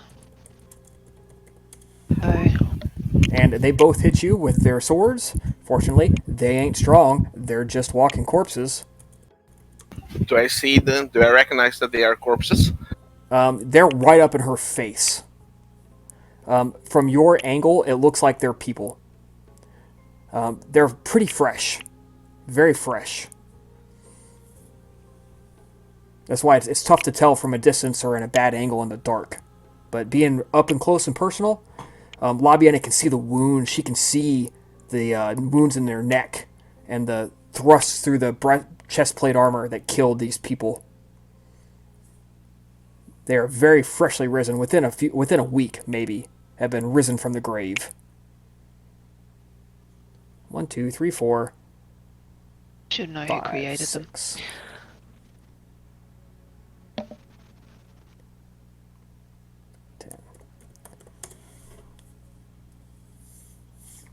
Like, would she know that Astartes would have cast that other thing?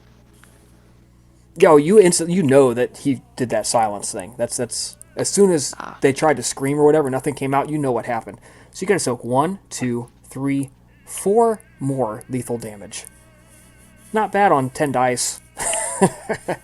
10 Yeah. total. 10 total dice of damage to hurt you, and you only got to soak 4. So, not bad.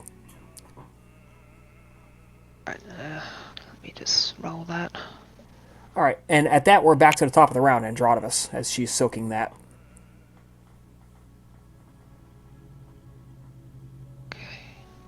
Hmm? Do I see the guy screaming? Or is he that? The first one who attacked her? Is he He that? is staggering away. All thoughts of the fight are forgotten as he staggers backwards. I'm good. His hands to his face, and he's like kind of staggering in a circle, like almost blinded, trying to clawing at his head. I'm gonna use movement of the mind to stop him, and maybe pin the other two or one of the other two people that is here with him. Okay, Because I well, recognize that Labiena did something to him. you can So only when- target one person with this. No, I'm gonna target him Okay, and maybe use him as a battering ram. all right. So spend your blood and make a willpower roll to activate.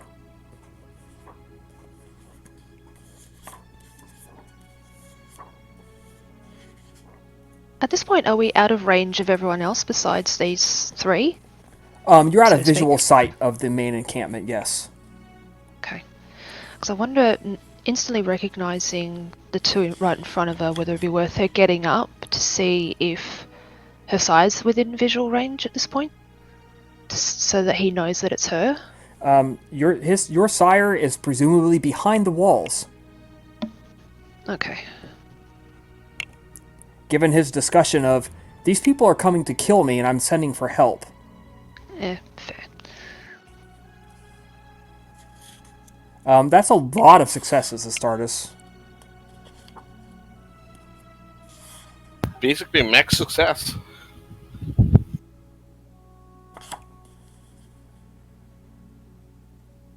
It's a shame she can't. Yeah, you're use, definitely going to win that willpower roll. So, I'm not even going to roll that for him.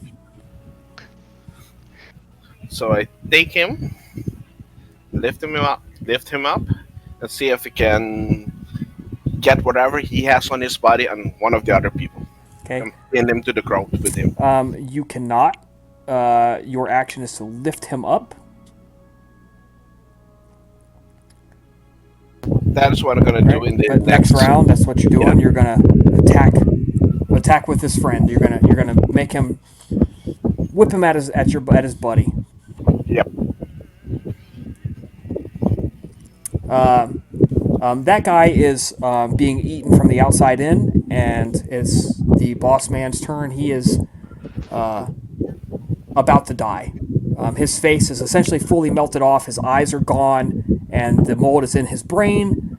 And he is suffering from massive hallucinations and incredible burning, hellish pain. And he's dying in soundless agony. Labiena, you're up. Okay. I was just going to say it's a shame that Labiena wouldn't be able to use ore on these two not homunculi, the walking corpses. Mm-hmm. Just to say, hey, I'm no threat. I'm your master's childer.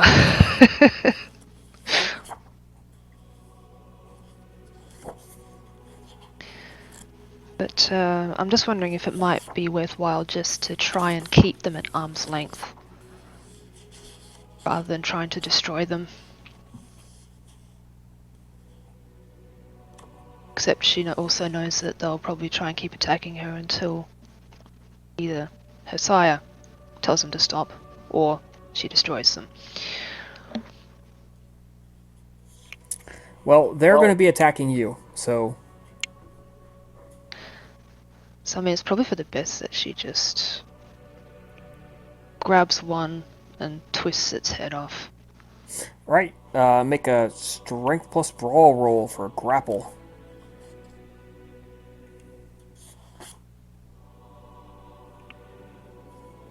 She's probably also going to use a dot of potence for this to try and make this as swift as possible. Yep. Yeah, you can spend blood for auto potence if you want. So that just adds to the dice pool, doesn't it? If you spend blood for auto potence, it automatically succeeds. Ah. Yeah, so she'll just do that. Take that away. Right. Yeah, so he's not resisting the grapple. You just spend blood for potence, and you just come in, bear hug.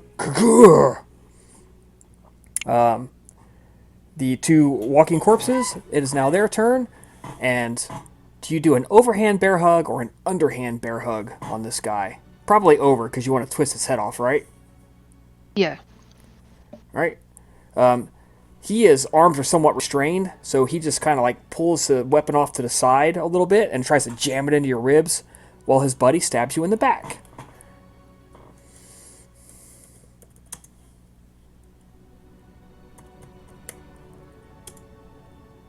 Alright, 2 successes in your ribs. Your buddy attacking you from behind gets 2 extra dice. Alright, so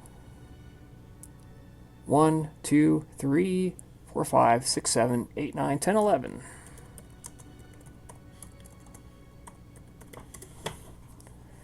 Wow, that's a horrible damage roll.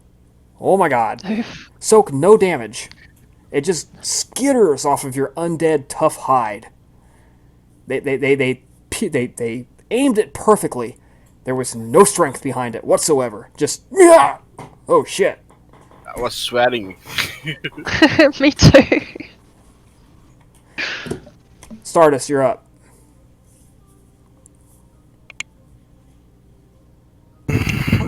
As I'm seeing Labiena hugging these two, she's hugging them with her arms around their necks, right? She's got her arms around one of the other attackers. I'm gonna take the floating corpse at this moment and try to pin the other corpse with it. Okay. Make a perception plus occult roll.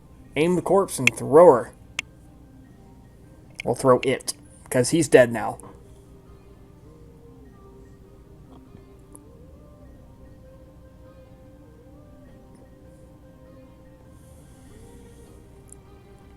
Okay, the body just kind of, it hits the corpse. He's going to make a strength roll to...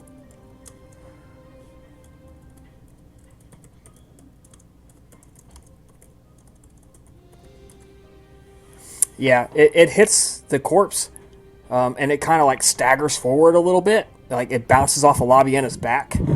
But No real damage to him. does the mold get in the corpse to start eating? It does not. Ah,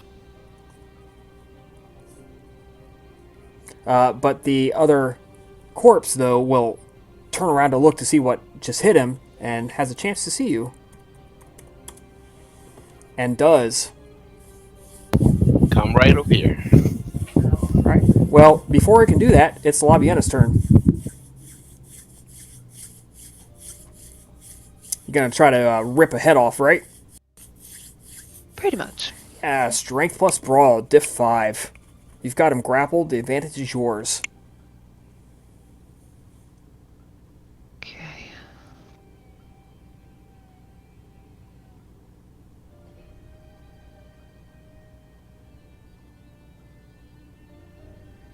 This one. Strength brawl. Hold on. Oops. Come here.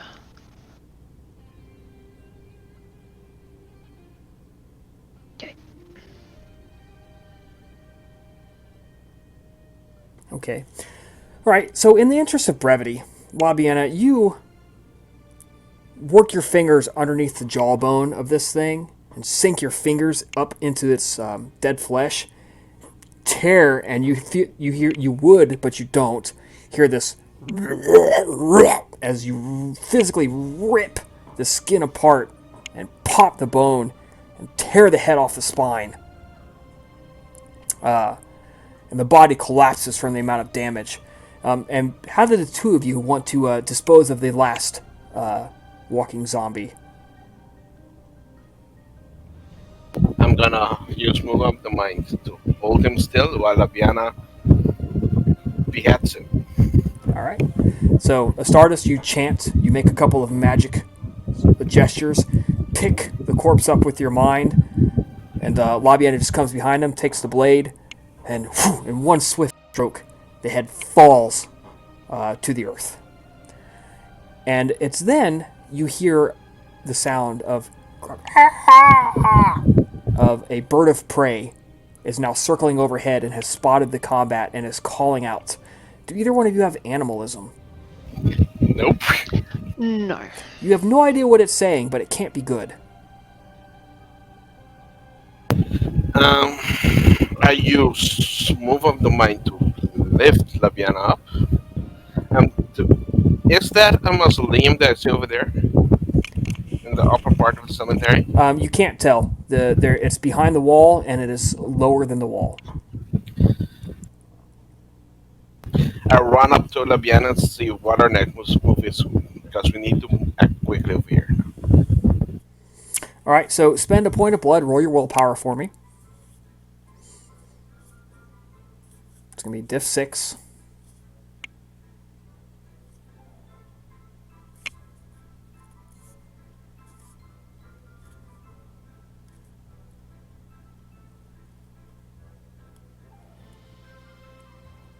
All right, yeah, so you pick Labiena up and you can throw her over the wall if you want.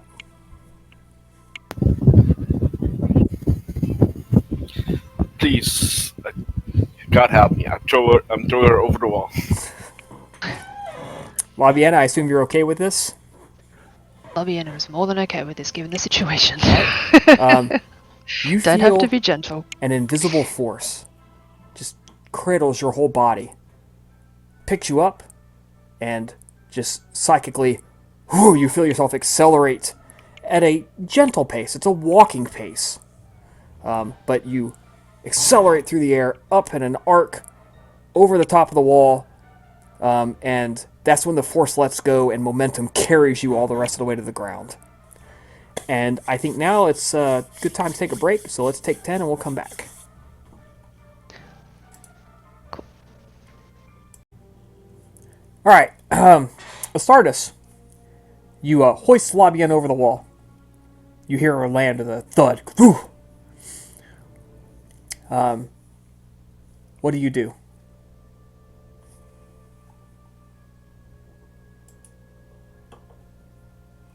I thought Astardus was back. Labiena, you land on the other side of the wall.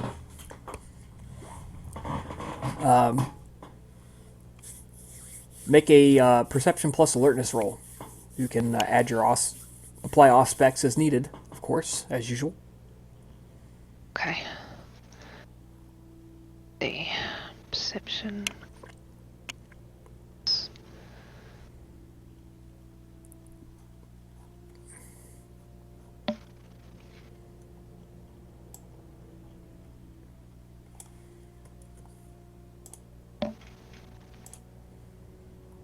I mean, in a place like this, she probably only needs one to add 1 dot anyway. Do it that way.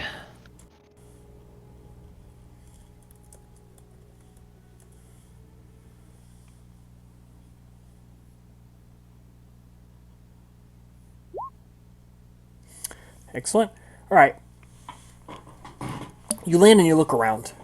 You see a number of small, low crypt tombs, like almost like mausoleum sarcophagi.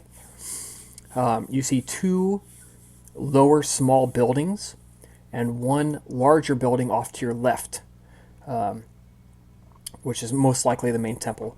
There is a statue of Dies Pater, dead square in the center, just in visual line of the gate, drawing a line between the gate and the temple. You can see a number of other little markers scattered around, and muddy walking paths, and you can hear somebody approaching. Thunk, thunk, thunk, and the squish, squish, as them stomping in the mud.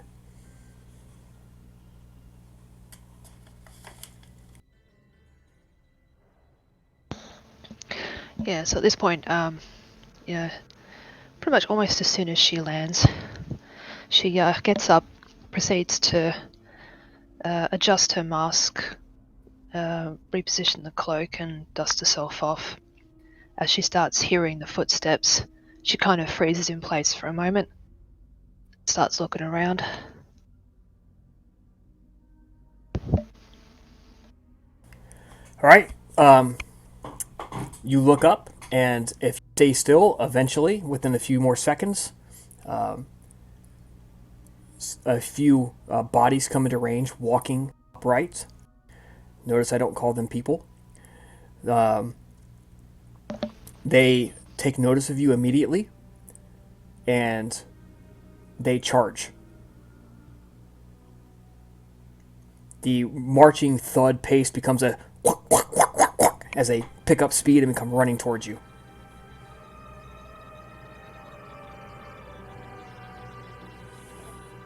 What are you doing?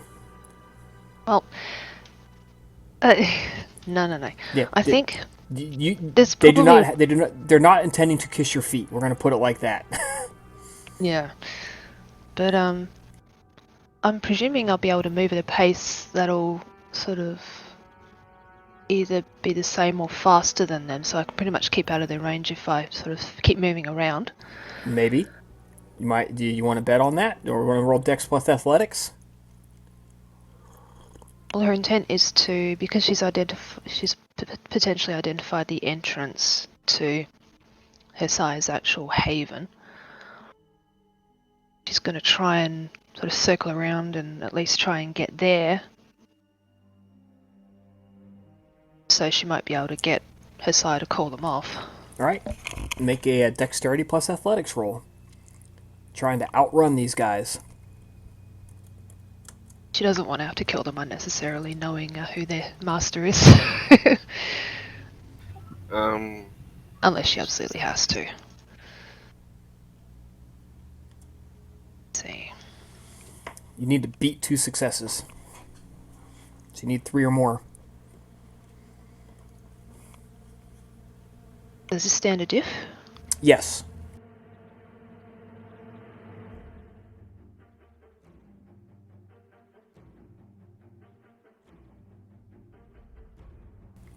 All right, you juke these guys right out of their sandals. You do a head fake, and they try to cut you off, and you just cut to the side and kind of slip in the mud. You make a beeline for the door of the mausoleum, the front or the temple.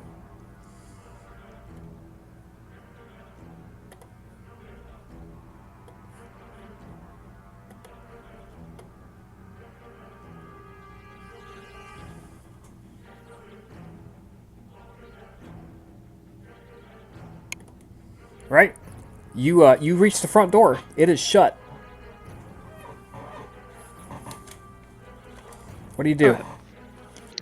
So I think she's just gonna. Oh, I don't know how loud it will be if she pounds on it, but I think her first instinct would be to just pound on it. Septimus! It's me, Labiena.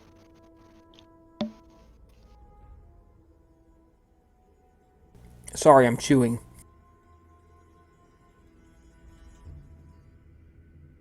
Don't need to be doing that in my microphone. All right. It's all good. After a few moments, you hear that pounding of feet behind you getting louder and louder. You turn around, you can see them approaching like angry linebackers, and the door creaks open, and you see before you the wizened, somewhat diminutive but not child, just small, bald head figure of your sire standing there looking at you. And you can see that's him in the bottom.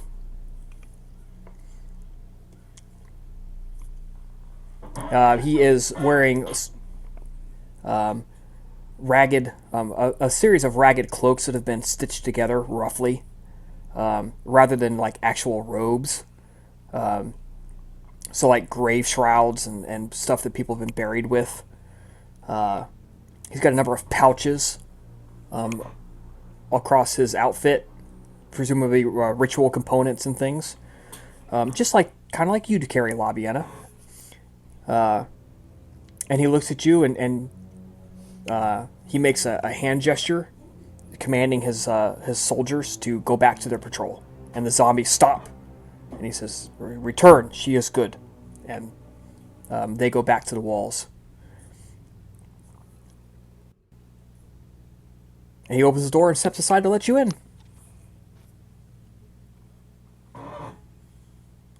Thank you, sire. We got here as soon as we could.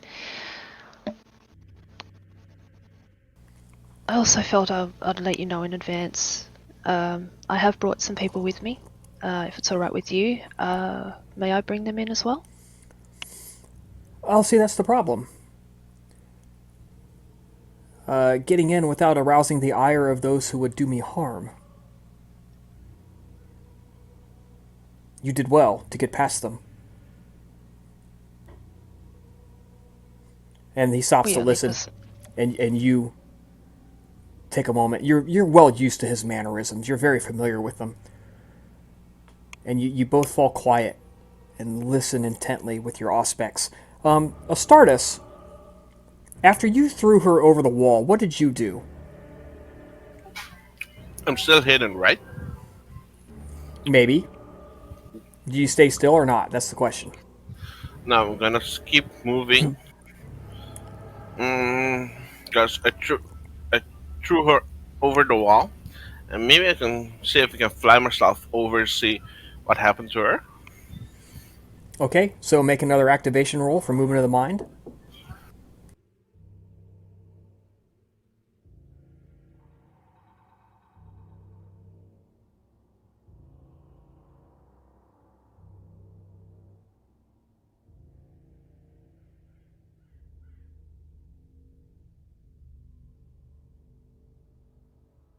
All right, you fly up and you see her dodge around a couple of attacking zombies, and make a beeline for the doors of the central mausoleum or the central temple.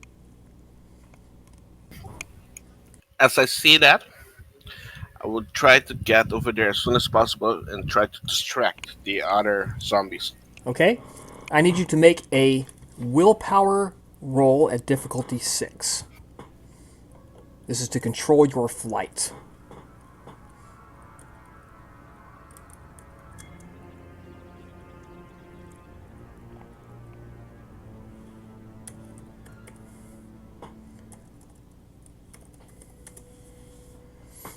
All right.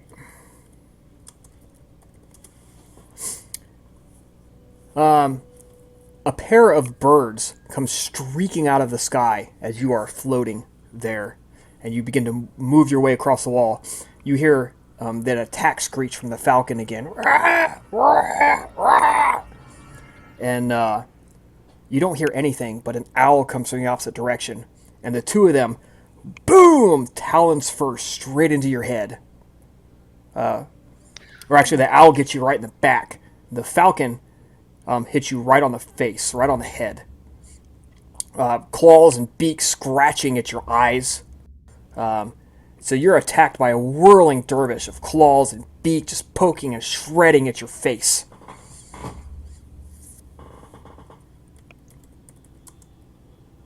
Fortunately, they have a strength of 1. So, yeah. So how soon does Labiena see this? As you're listening, you hear it happen. You hear the bird attack. And he says, oh, there. And then you see a Stardust floating up and coming your way, and then the birds, ba-boom, from each side. Now they're going to max out damage on you at 3. What's going to hurt is how much they do to you. Like, they shred your eyes or shred your throat so you can't talk, things like that.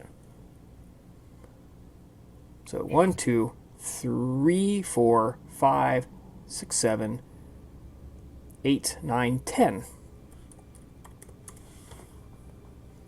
Well, damage roll was pretty shitty. So soak, soak 2 lethal. Does my armor count? No, this is face, mostly face damage, face and head. Unless you have a helmet. No helmet. And 0 success. Oof. It's a botch. No, it's not. You can't botch soak rolls. So, No. you take 2 lethal, but more importantly, your eyeballs get shredded. You are blinded. The whirling and you're turning, you lose sight of where you're at. You no longer know what direction you're facing. You don't know if you're facing up or down, left, right, in or out. You're just blind. All right. So whilst this is going on, Labiena's probably going to turn to Septimus and say, "Are you doing this?" He just shakes his head. Nope. Alright, so I suppose Labiena's next instinctual action is to draw her bow. Right. And then, so Astartes, how tall, how high over the wall were you? Like exactly wall level? 2 meters up, 3 meters up? You tell me. Like 1 meter above the wall level. Okay. Because I was trying to get the attention of the zombies on me. So that's about 13, 14 feet, about the height of a one-story building, little bit over, a little bit taller than a one-story building over. Fall damage. Yeah. No, you don't fall. You don't lose control of your flight. You just don't know what direction you're facing. Speaking of, I need you to tell me a number from 1 to 6. 3. 3. 3 it is. As it turns out, you're facing where you thought you were.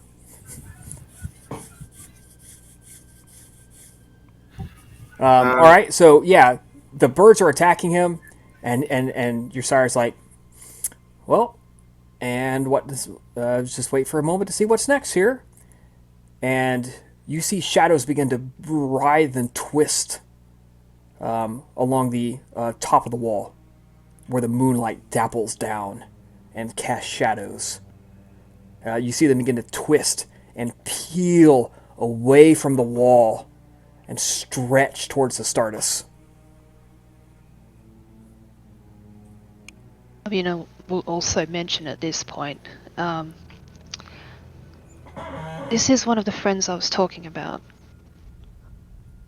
Your sire's just like, if I could do something, I would. Well, you must excuse me for a moment then. She proceeds to try and get the best angle and All right. shoot at one of the birds. Dex archery. Diff 8, small target, attacking your buddy. Don't hit your friend.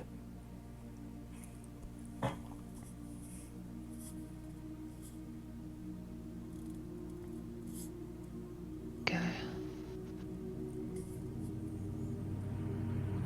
Archery. Trying to remember if there are any additional Celerity modifiers. helps. Your celerity helps. Because Certainly it does add to your does. dex pool.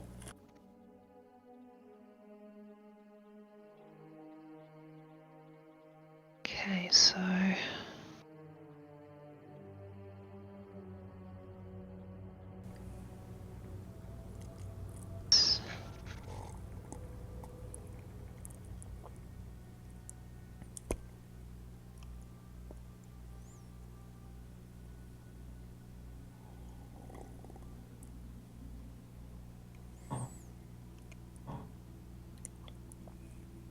Man, we don't use willpower. arrows nearly often enough. Did you say you burned a willpower? No. That's why I said I should have used the willpower, but I'd already should rolled have. before I Yeah, declared it. Astartes, you feel an arrow just whiz by your a hair's breadth from you, but does not hit you. Can I move? Yeah, you can move. Labiena, you want to shout any warnings to him or anything? Okay. Well, I figured he already is aware of what's going on. Well, he's aware of birds attacking him. But she might then warn him about the other danger and say, "Get away from the wall!" Now, question is he facing away from the wall at this point? He's facing inwards. If he could see, you would actually be able to meet eyes. You would actually be able to meet your gazes. And do I hear her? Oh yes, you hear her. Okay, then I'm gonna use heightened senses to augmentate my hearing, zone in on her voice, and shoot like a rocket if I can over there. I don't care how I'm gonna do it. I'm just gonna keep going that direction. Don't care about any damage or anything. All right. Well, you can only go at a normal walking pace. Yeah, I'm gonna keep going. I'm not gonna worry about the birds or anything. I'm just gonna keep going straight for her. I'd like you to make a contested willpower roll. So roll your permanent willpower or your current willpower at diff 6 for me.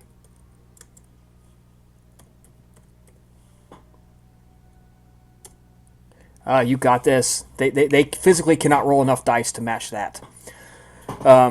Yeah. So Labiena, as he just like zeroes in on your voice and comes to you, you see the shadows flip out and try to catch his ankles they just barely miss his heels as he flips away from the zone of danger just in time. Still, the birds peel off as he starts getting close to the ground.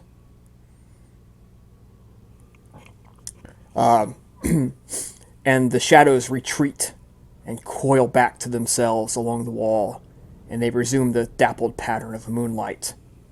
Astartes, you land, thump, straight to your knees, with cradling your ruined face in your hands, which is just too lethal, so you can spend 2 blood and everything regenerates and regrows, and the sight comes back to you.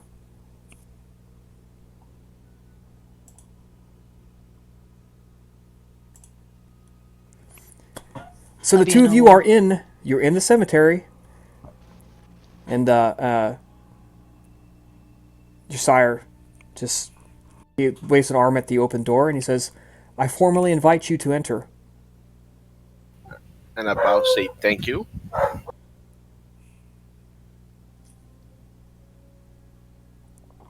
We both enter. He closes the door. Yep, behind you. There's a few candles lit, burning about halfway burnt. He picks one up, heads in the back and goes down a concealed staircase. Um, you gotta like turn sideways, and you gotta shimmy through a real tight area, and heads down underneath to a tomb that's been carved underneath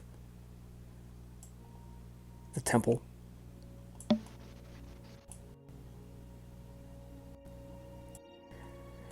It's a reverent area, and the exact opposite of Fauzia's layout. Each portion of the dead has been stacked neatly, with obvious care. Skull placed prominently in a position of honor.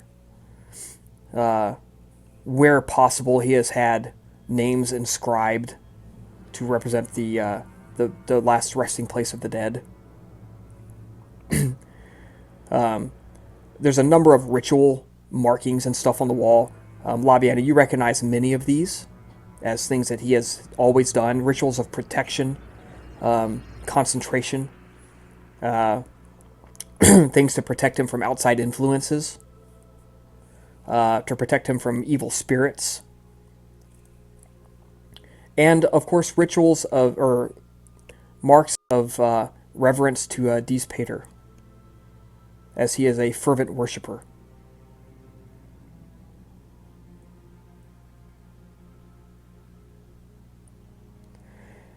And he says, Daughter, as much as I am glad to see you, I wish it had been under slightly different circumstances. I'm not familiar with your companion.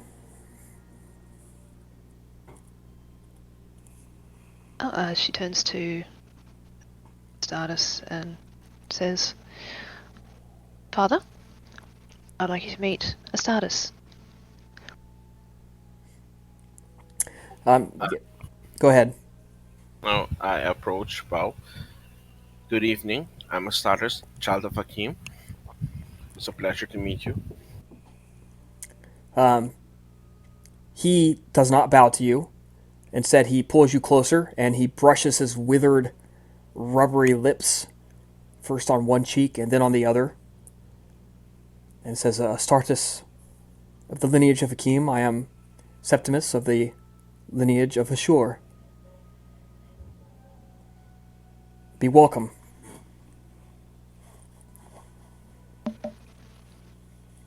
May I offer you what little refreshment I might be able to procure? I have a relatively fresh specimen, a man fallen at the recent battle. And this, when he says that, it clicks into place that the corpses you saw have all been fresh and wearing armor and bearing weapons of the typical soldier from the wars. They've been raiding the battlefields for corpse warriors. Well, thank you. That would be appreciated. Because I've expended more blood than I wanted to over there. He leads you to a work table, and there's a body laid out on it. It's nude, and you can see there are many runes carved on it already. He's making he's using a ritual to make a more intelligent, Labiena, and you would recognize this, somewhat more intelligent and hardy corpse zombie. He says, there's some left here. You may sup upon it if you wish.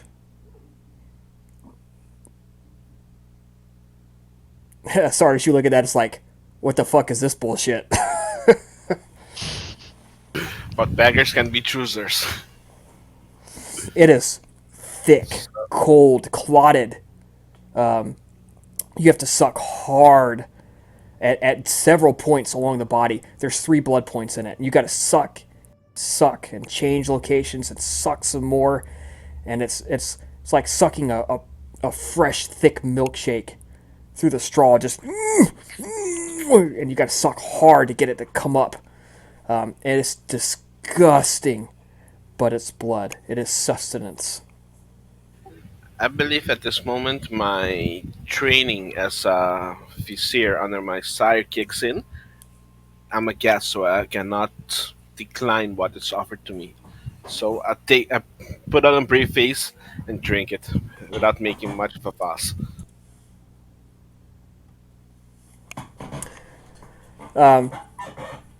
He nods at your politeness, as that you have refrained from even making a disgusted face. Pulls out some stools and he says, "Well, while I can offer it, my hospitality is for the taking. May I ask, did you have a plan to get us all past the forces waiting outside?"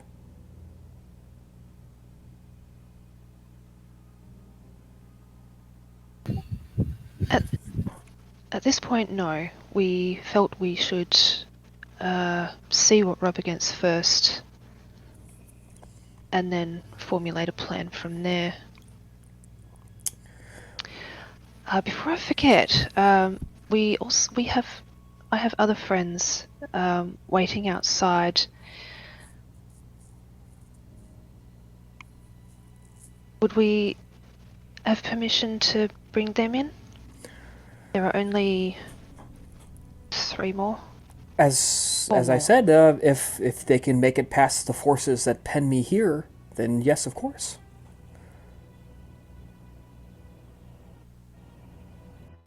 But now that they know you're in here, they will be much further on guard for more forces penetrating from outside or seeking to leave.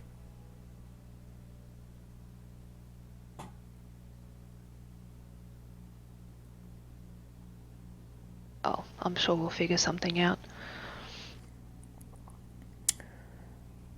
I would volunteer to appear before them in spiritual form, but I do not know if they would trust me.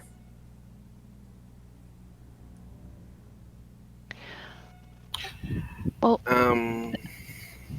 Maybe if she were to give them in the name of my sister, because only you guys know of my sister, there's no way in hell he should know about her. They might trust him.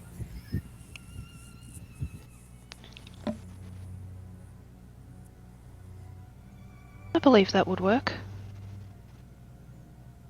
Because they do know of you, Father. It's worth a shot. And which one is in charge? Which one should I appear to? I look at Labiena. I believe that'd be Albina. Actually, out of character, would Albina be familiar at all with my sire, with Septimus? I'm sure you have exchanged stories about your sires. You guys have known each other for, more than 100 years now. Undoubtedly, you've talked to each other at least a little bit about each other's, upbringings and things like that.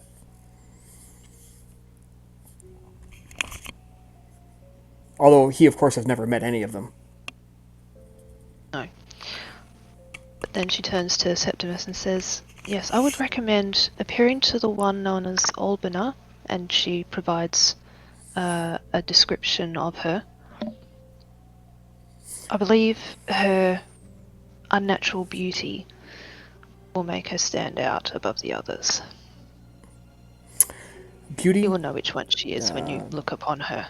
dark hair, white streak, and dark, intense eyes. I have that Indeed. correct? Awesome. Well, and then if you will stand guard over me.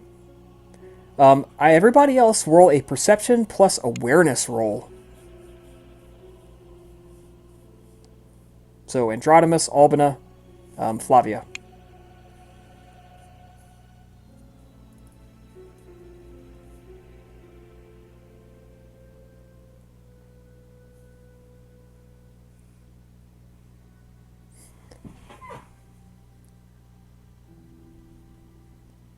Wow. Alright, so Androdimus, it's a nice fucking night out, man.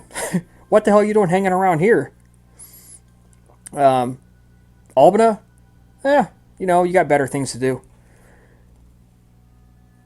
So I need you to roll courage at difficulty 3 when a spiritual form, pale, ghostly. However, Flavia, you don't have to do this. Flavia, you're being watched.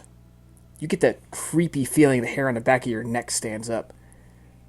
There's somebody out there that's watching you. Not normal. Yeah. Androdimus and Albina, when the spiritual form appears, you are taken completely by surprise. You kind of jump a little bit. Oh, shit! Flavia, you're like, oh, that's who's been watching us.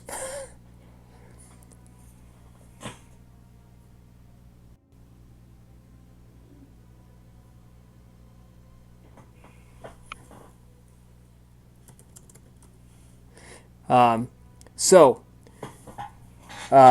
it's a smaller form, about 5 feet tall, which is a little over 1.5 meters. Bald head. It's the form is silvery, wispy, faint. It's almost seems skeletal to look at in this ghostly form.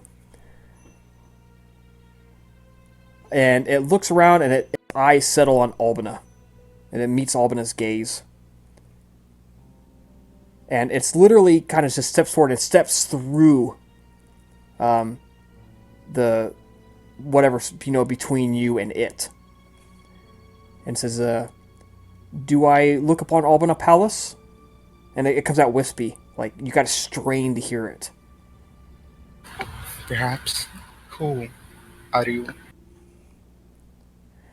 My daughter, Labiena Cilia, and Astartes of the clan of Hakim sends their regards, and they ask me to bid you to come swiftly. They are in need. We are in need of your help. So you were the sire that you have been hearing so much about.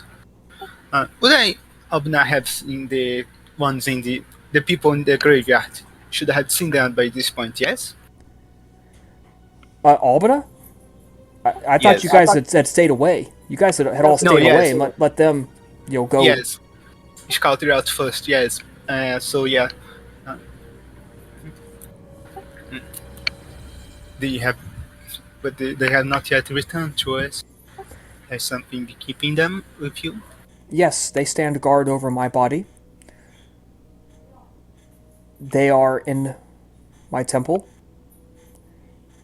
Unfortunately, they did not take a few moments to understand the forces arrayed against them and were able to use their abilities to hop the wall that surrounds my territory. And now they are trapped inside by the forces that keep me inside. It is a force of mortals, dead, a necromancer, a shadowmancer, and an animalmancer. Quite a little group you got raised against you. That is why I sought help.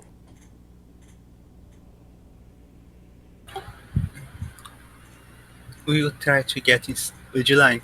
Should you try to get inside, or perhaps a two-pronged assault would be the best way to break this siege? Just kind of shrugs.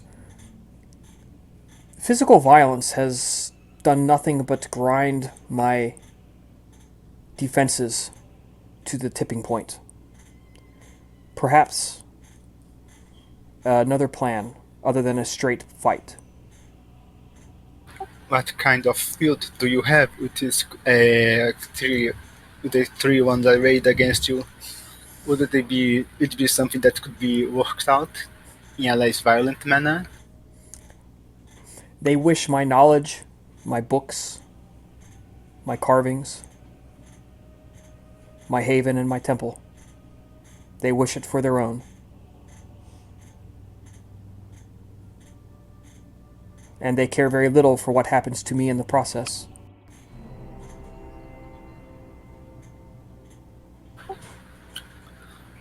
Do you know if they are located within the vicinity? If we could get to them, they'd be amenable to arrange a meeting. The Shadowmancer and the Animalmancer are within the vicinity of my gates as of 5 minutes ago. The necromancer, though, I cannot speak to. I do know that their forces patrol outside of my gates.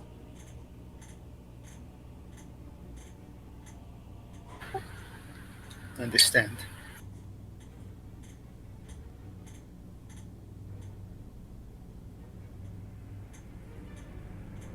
She is going to look around to Flavia and to Androtimus. She's going to say, Androtimus, your illusions, do you believe that you'll be able to distract the Shadowmancer and the Animalmancer? While Flavia and I make our inside? Possibly. It would have to be. We'd have to think of something that would catch their attention without having to be too detailed.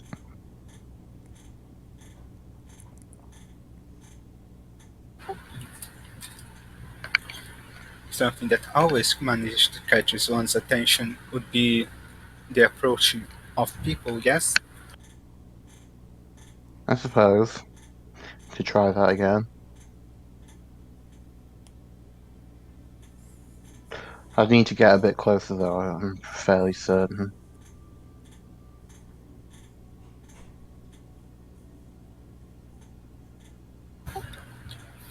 Julian looks over to Flavia. Do you believe you'd be able to... How fast are you? Do you believe you'd be able to run past these creatures? Well, I think I would do my best. After all, I don't want to be caught in the same position I was before with an arrow in my heart or worse, right? So I promise you I will run as fast as the wind.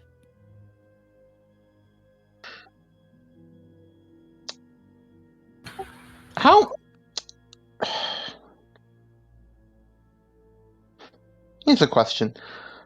Is it like... Do they have to go through like a person-sized door to get to safety? We can enter and exit my temple easily enough. The gates that... There is one set of gates in my walls. And while you could bring a cart in and out, and such a thing is done on a regular basis, at the moment, it would be very tough to get in and out using the gate.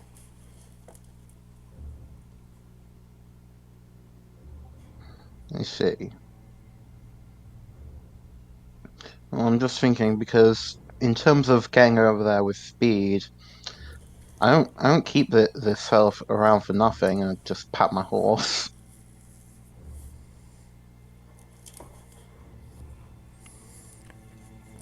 He looks at the horse and he says, "You may be able to power your way through with that. My gates have been quite damaged for some time due to this conflict. They are, in fact, not even truly held shut anymore, but by a few sticks of wood. With enough speed, you might be able to gallop through them."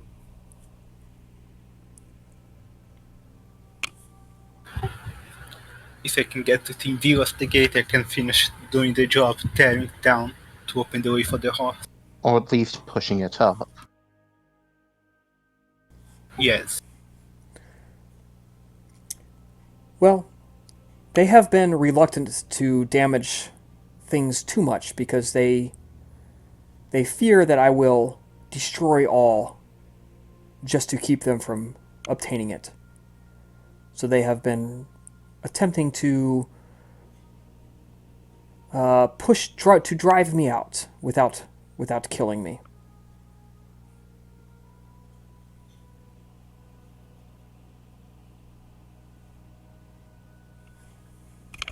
Alright. But you should be Alright. warned, they have stopped over the last week. They have stopped anyone from getting in or out. How have they reacted when mortals come to this place? By adding to their undead forces. However, with the armies inside of the walls, trips in and out have become quite scarce. People eventually learn to stop coming when people stop it coming back.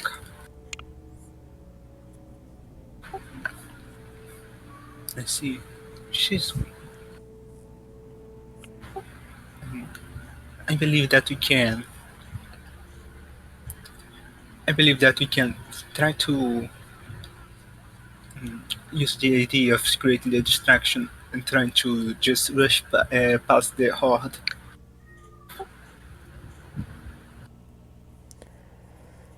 You'd better be sure, because I cannot support all of you if you become trapped within my gates.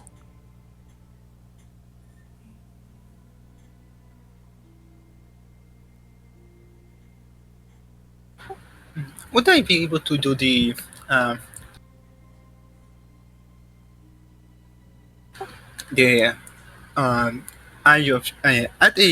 you able to locate the Shadow Mancer and the Animal Mancer that you mentioned? Are you able to pinpoint the location? Perhaps the assassination of one of them could be arranged. He frowns a little bit, and you can see it's starting to take this conversation is starting to take it out of him. He can't maintain this for much longer.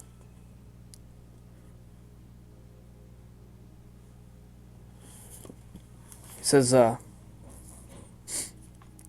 should be a simple matter for you. Your powers of soul reading, if you have such, or watch for them to make their gestures and command the powers at their disposal."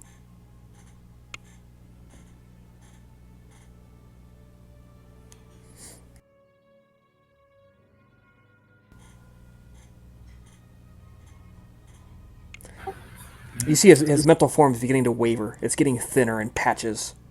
So he's having trouble holding on to this. This is taking a lot of concentration.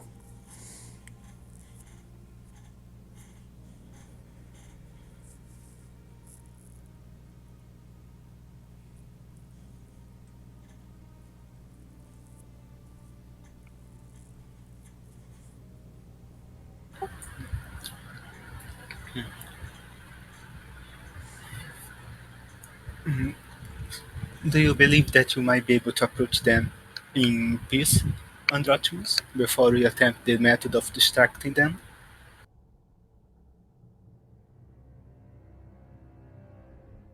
In peace, did you say? They do not seem to be wishing to kill Labiena's side just yet. Perhaps they'd be amenable to be threatened away if they know that he has backup from us. Or might be more willing to negotiate something else.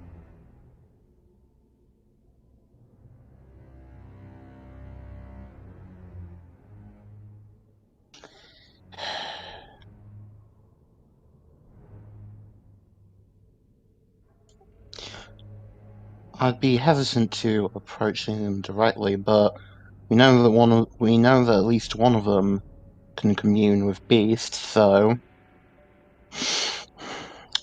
give me a moment, and I'm going to attempt to call down precisely one bird. Okay, go for it. Make your rolls. And I'm going to do this, like, taking a bit of a step away so that in case if the worst happens, that the others aren't immediately caught in the crossfire.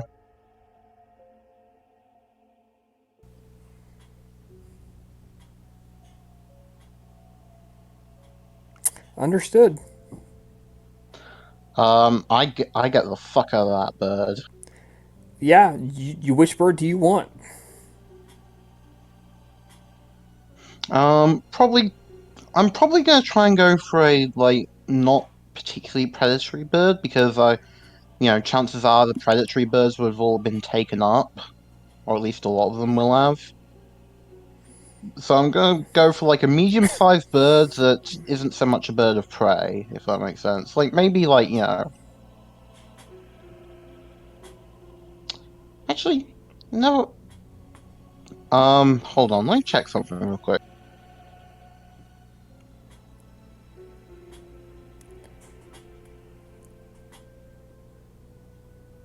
Whatever bird you choose, a particularly chubby version of it flies down. Yeah, I'll go with summoning a like a raven. Okay? Yeah, a chubby raven is woken out of its slumber by your call and, unable to resist, flies through the air and lands at your feet. And using giving it a little treat, and then using animalism, I'm going to request that it swoops around, try and pick out a strange two-leg, like me or the other vampires. Obviously, not using the term vampire, but you know, animals can sense the beast, so to speak, to some extent, and just ask it to go over and get go over to it if he can find it, get its attention, and just say quite bluntly, just tell him quite bluntly that they are, that it's no longer just them and their target anymore. There Okay, are others here. ravens are pretty intelligent birds. It's a good choice. They're not naturally nighttime, active, but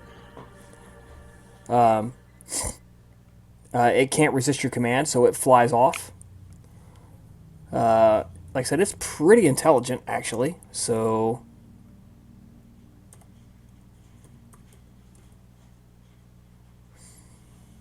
yeah, it comes back in about an hour. Yeah, I'll give it another small treat. Just ask By this point in time, his how it form went. has faded. He is gone. Bird says, looks at you and kind of squawks out. Says, we'll talk. Come. Understood. Now, which way was it?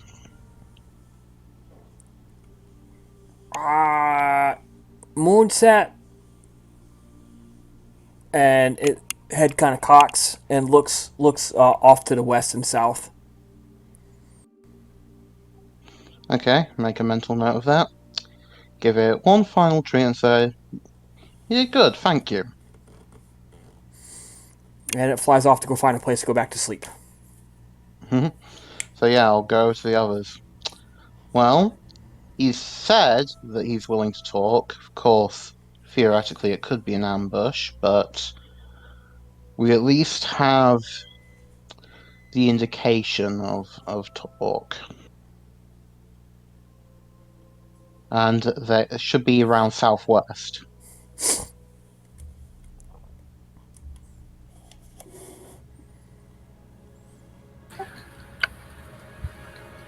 That perhaps we should attend it, but perhaps also leaving something behind, something to be a trump card, yes.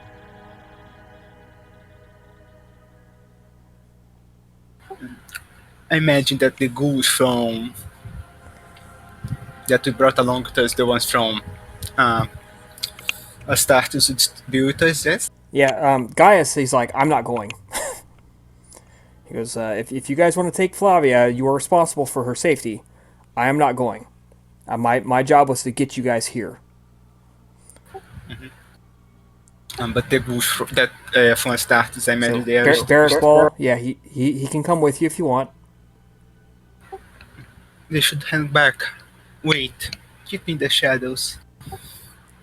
Um, well, that might not be a point since they have a La Sombra of 10 years, but they should try to stay hidden, not be not be in the open.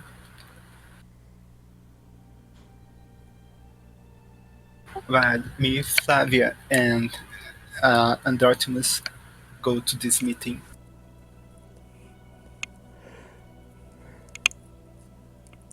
Gaius just says, guys, I'll be hanging out here. I'll do my best to help you out if you get into trouble, but I don't know what I'm going to be able to do. To be on against the forces he described, it's probably beyond my power. I'll try.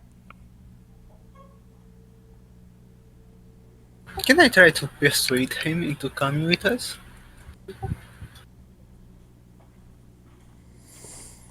Yeah, for all that he's a good fighter, he doesn't like to fight. And plus, I don't talk to myself, so...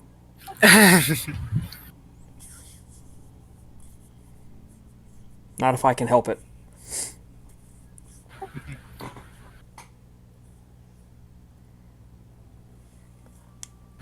Then I believe this is everything. We just, unless Flavia and Artemis have anything to add. Well, seeing that Gaius is being reluctant and is not going to join the party, Flavia is having second thoughts herself, because if fighting is involved, she's the last person to be, swinging weapons. So she looks between Albina and Gaius, trying to figure out where her place should be so that she doesn't become a detriment to the group, and she asks them that. Gaius just looks at you and he says, "Run away. There's nothing wrong with it. We're not in the army anymore, guys. There's a time for fighting and a time for running."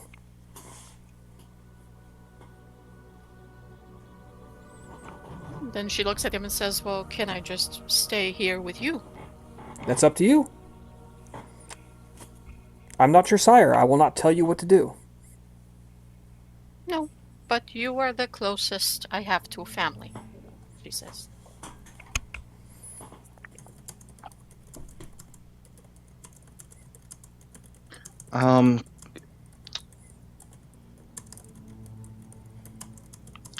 Guys, I'm getting a bit feeling a bit off right now. I might need to turn in a bit early. Okay. Almana, do you feel up for handling the negotiations? Yeah. All right. So I will run Andronimus if I need to. I prefer not to, but I will if I need to. And if you got to go, you got to go. Yeah, I'm sorry. I'm just feeling a bit. It's hard to describe, but yeah. All right, man. Well, get some rest. Have an experience point for tonight, and we'll talk to you next time. Thank you. Right. Bye. Bye. All right, have a good one. Goodbye. Good night.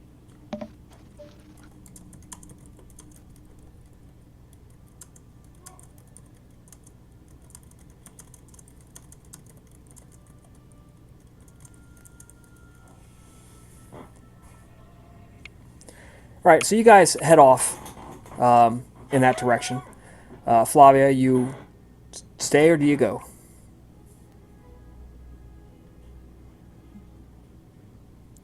It's a tough one. I'm sorry, I didn't catch that. Sorry, it's a tough one. And C comment here. I'm just gonna roll a 1d100 in Discord. Okay. Oh, oops, that didn't work. Yeah, that command doesn't quite work. Just roll it in the chat. It's fine. I rolled it in another channel. Got a 62. She'll go. Okay. Sounds She'll great. go. So yeah, you guys head off. Gaius stays back, keeping the home camp, available. The place is pretty easy to find. Once you know it's here, you know the signs to look for.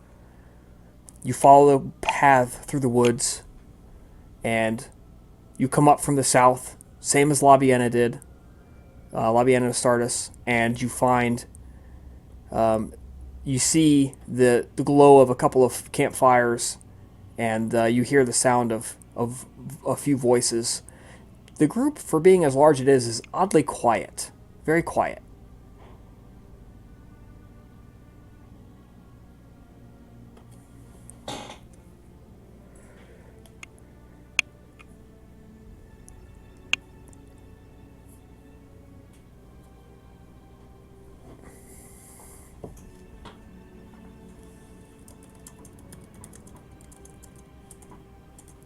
So, you guys are up. What are you doing?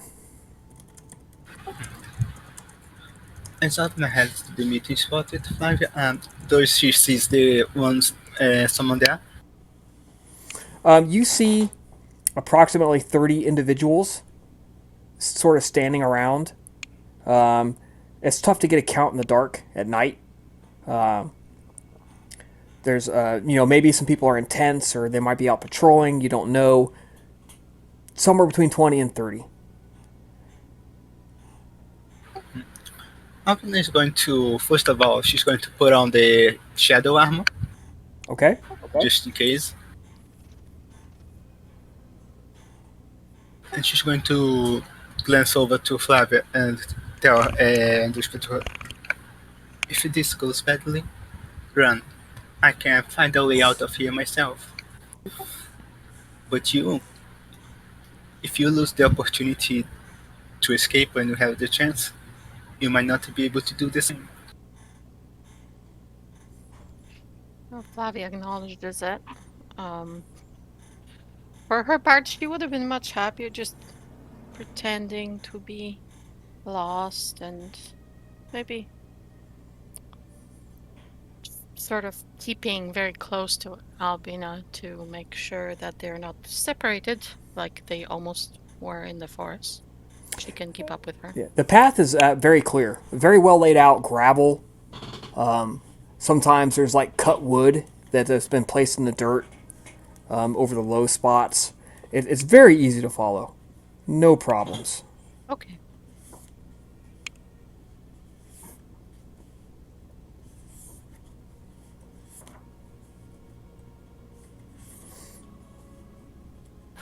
She steps into the open.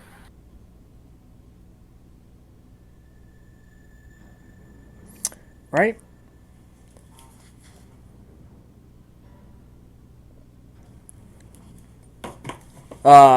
There are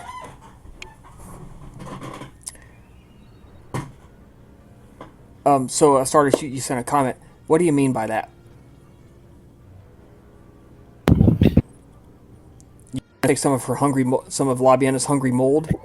Yes. If I she's thought that's willing to what you loan it meant. to you, sure.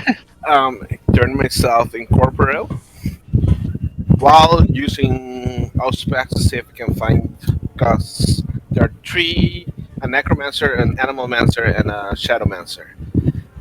From what I've heard, Albina and Septimus are going to target the animalmancer and the necromancer to speak with. Well, I'm gonna so see.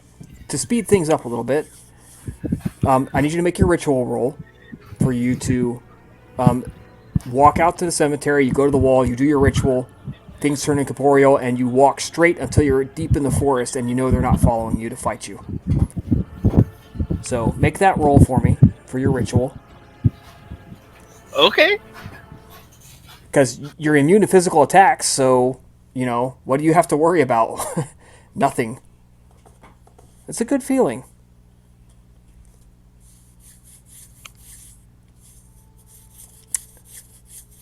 All right. If, like I said, if Labiena is willing, she'll loan you a clay jar of the hungry mold, and you can meet up with them when they come from the south and discuss your plans. Yeah, well, obviously she would have made sure to explain to him just how dangerous it is and to make sure not to splash any on yourself. Make sure it splashes away from you. Yeah, and then Labiena she's like, yeah, I lost some fingers for a while and I had to regrow them back. Don't get it wrong.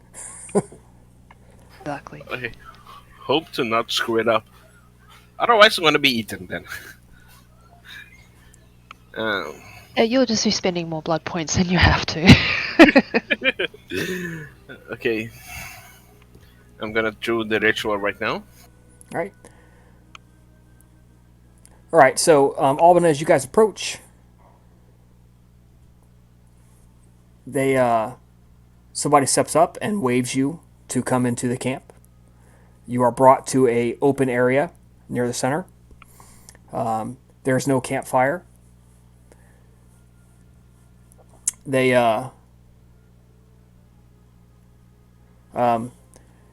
sit you down on a couple of cut logs that they've just set down so you can sit.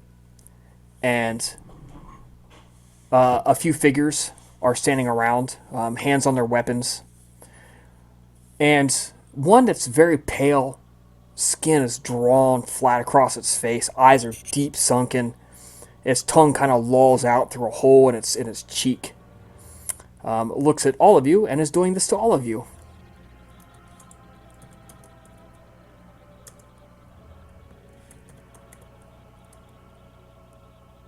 And this is doing what? Albina, you are afflicted with intimations of mortality. Uh-oh.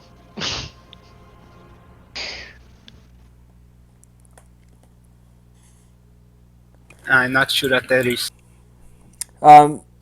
You are afflicted with all of the irritations and irritating aspects of mortality. Hunger, thirst, the need to eliminate waste. So you are afflicted with all these sensations without gaining any benefits. All actions taken are at +2 difficulty. You may ignore that by spending a point of willpower for the scene. Furthermore, you may not use blood to raise your physical attributes, and willpower may not eliminate that penalty. However, you can still use potent celerity and fortitude while under the effects. I'm having flashbacks. Everyone who walks up is getting this treatment. The man on the horse is next, Androdimus. A glimpse, like his face scrunches. You can tell he's like, oh God, like something's wrong. He's feeling the effects. Stardust, you're next. But I'm still incorporeal. Can he affect me? Yeah, you're immune to physical attacks. Ah.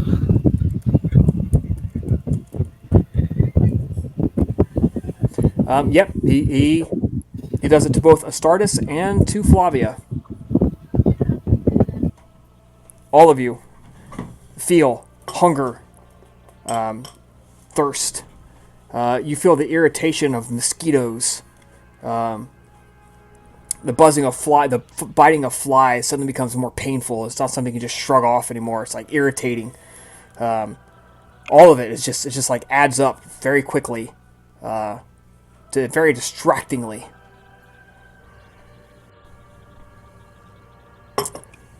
So now this is obviously not intended to put you guys on equal footing.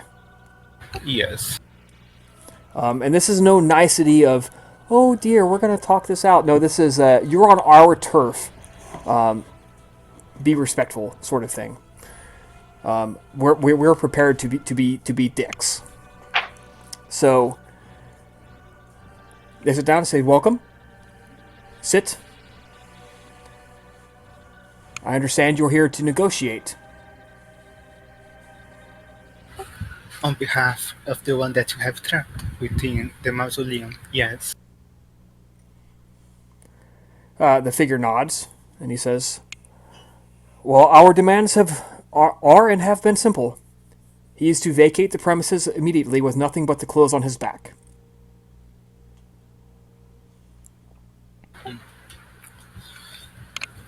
These demands, what do they come from? What makes this is hardly the only graveyard within the region? Surely, if there is a need for bodies, there'll be plenty others around that could fulfill that. The things he does the things that he is, make a mockery of our traditions, of our practices, of our dead. They will be stopped. I'm not familiar with the other traditions and practices of you and your kin. Could you enlighten me? No, you do not need to be familiar. You need only know that he perverts them, and his departure will satisfy the demands of our ancestors.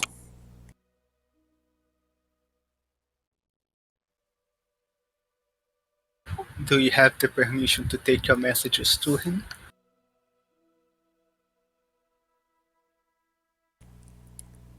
One of you may enter.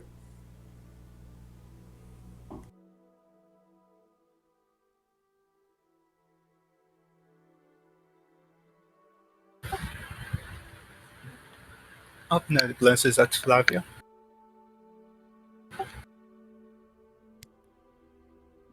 Flavia returns the stare, wondering if Albina wants her to go. She will, she leans a bit closer. Would this be a role that would satisfy you? Inside the mausoleum be safer than out here, but it also makes things harder for you to escape, should things go badly.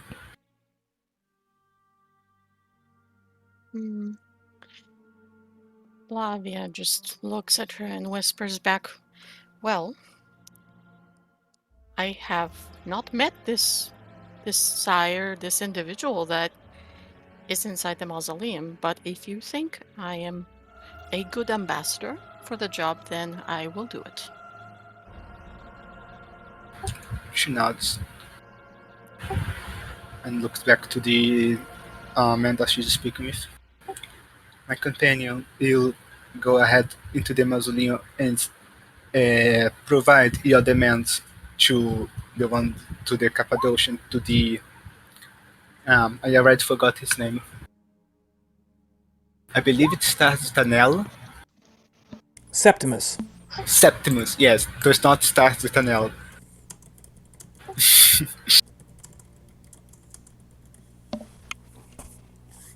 Just before Flavia gets ready to leave and is permitted to leave, she asks once more for the terms to be reiterated so that she carries the message in its entirety. It is very easy. He is to leave immediately with nothing but the clothes he wears. Okay. And that is all. Okay. With your permission, then, sirs, I will go at once and relay the message. He makes a gesture, and somebody comes up and he says, escort her to the gates and shout out the message that she's been given passage to carry demands. And he does so. He takes you to the gate. You can see it's cracked. It's been taken a severe beating. The walls and gates are... You can actually see where there's been tool marks where they've tried to bash them down, but it's been too well constructed. Sorry. And you kind of like force your way through the gate, and you can pop through. And Septimus has come out and to meet you.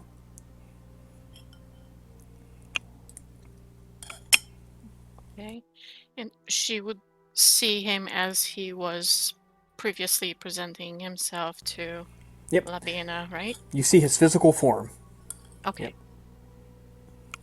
So she would first bow low, recognizing that this is somebody of importance, not to mention he looks very intimidating. He appears scary to her.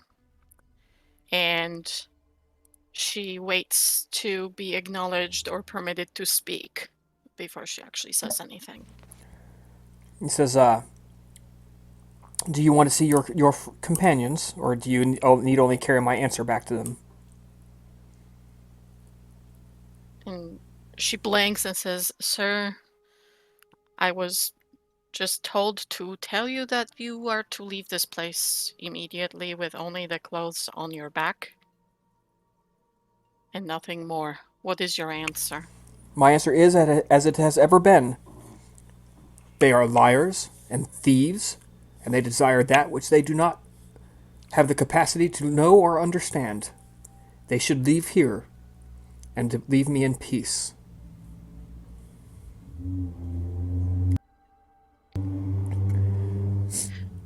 Well, she sees that she's not going to get anywhere because Septimus's mind is pretty much made up.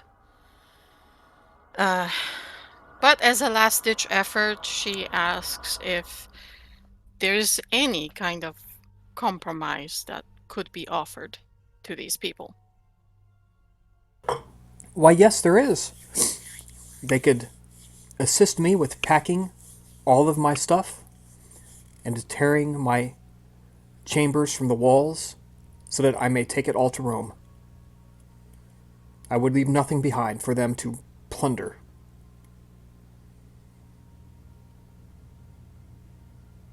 And she nods in acknowledgement and bows again, telling him that she will relay the message and that she's ready to depart. He just I wasn't sure if points that guy was still there with her or not. just points right back to the gate. You've traveled about 5 feet away from the gate, so you're Okay. right there. Off she goes then. And she meets up with the person I assume that led her there is still waiting for her, right? The escort. Yep, he takes you back to the camp, which is a mere 30 feet away. So, like, you've walked a total of 50 feet, or 100 feet so far. And, you sit back down.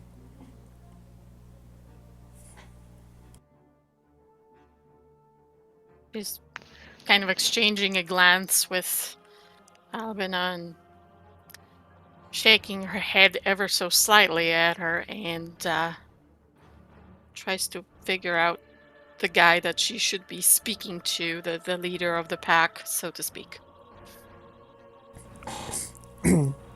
The one who was originally talking to you. Okay. And she says, well, you have spoken to the man that you wish to vacate this place immediately. But he will do no such thing.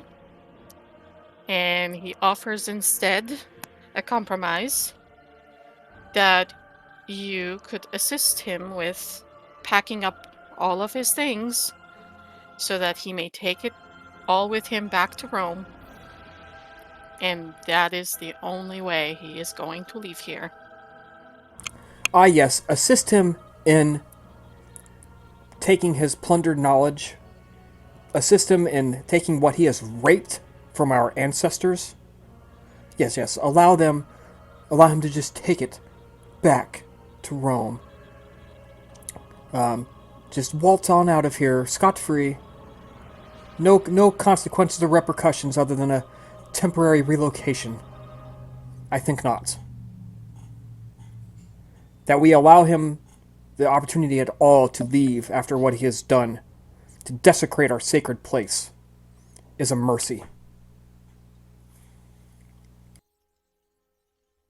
Well, she says, with all due respect, sir, but both sides here are presenting vastly opposing points of view, and we are left with mysteries that we have no ideas about. You are refusing to tell us exactly what it is that he has desecrated or how it somehow diminishes or tears apart your traditions.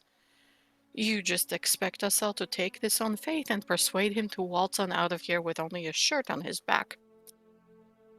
Well, you see, we don't need to explain anything because we didn't ask you to be here or be part of this. I presume that the earlier intruders were part of your retinue and that you are here to help him. Therefore, you should explain to him our point of view and bring him to understand that no matter what, he will be leaving. Our only interest is to get him out of here alive. So go get Perhaps, him and get perhaps him out. another. Perhaps we can. Perhaps instead of aiding him in escaping, we could achieve that goal by aiding you in getting him out of here. If he was northward, if a stake is driven into his heart, and we could just drag him out of here, would that meet your requirements? As you can see, the gate is flimsy, yet we have not broken it down, nor have we raided his quarters.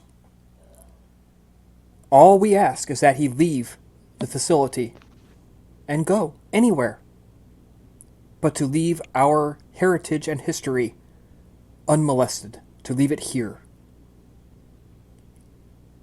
So, if I understand correctly, you want him to leave with just the clothes on his back, nothing else. That is correct.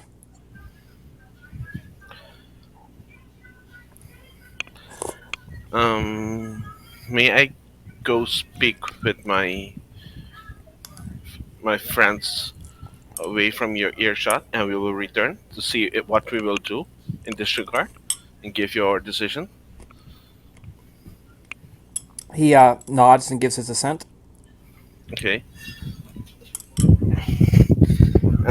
We walk completely out of earshot, and I look at Flavia. I'm sorry, Flavia, but I have to take some precautions. And I look at Albina and start speaking, whisper in Phoenician. The deal is that the Cappadocian cannot walk with anything out of here.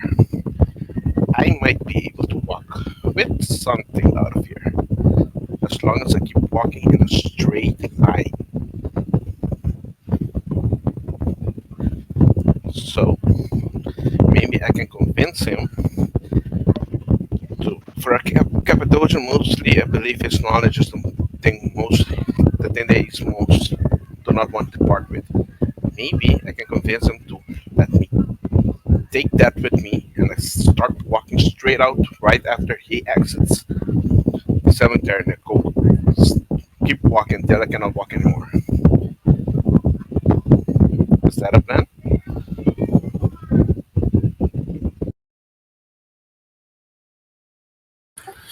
She thinks about it and then says, it's doable, but a better idea. Kill the Cappadocian. And as a backup plan, I have some of the fungus that I saw Labiena use earlier. Apparently, it eats flesh.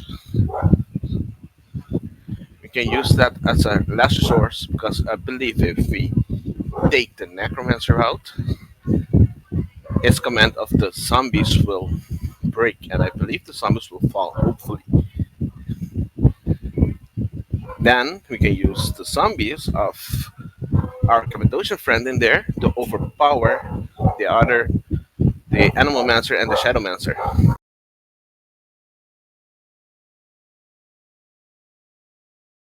Did someone dropped?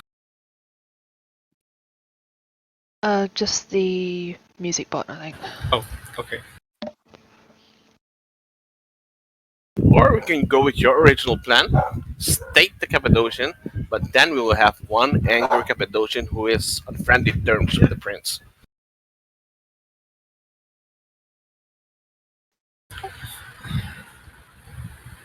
That was not the point of the plan, but I do not believe that negotiations at this point are doable. You eliminate a host. Believe you can do that? Um, you mean the Necromancer? Sure. Who do you want me to eliminate? The necromancer. Okay, I can throw this on him. I'm hoping that he's not a vampire. What do you mean? Because I have not used my powers to see if he is a vampire or not yet. He most certainly is.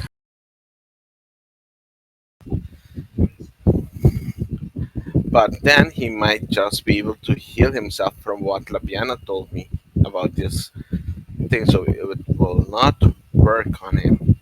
And from past experiences, I had really bad experience with Cappadocians. So I'm really betting on plan A. I keep walking straight out of here. Yes, that is the only thing we can do.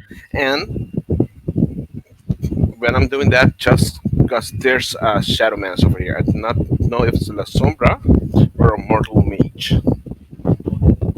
So just keep an eye and see if you can defend me while I'm just going straight. That's all I ask. Yes. Okay, let's see if we can go convince that stubborn fool to this plan.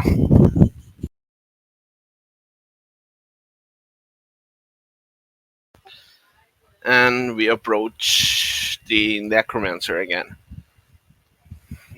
and say that we have decided to see if we can convince the Cappadocian to leave peacefully.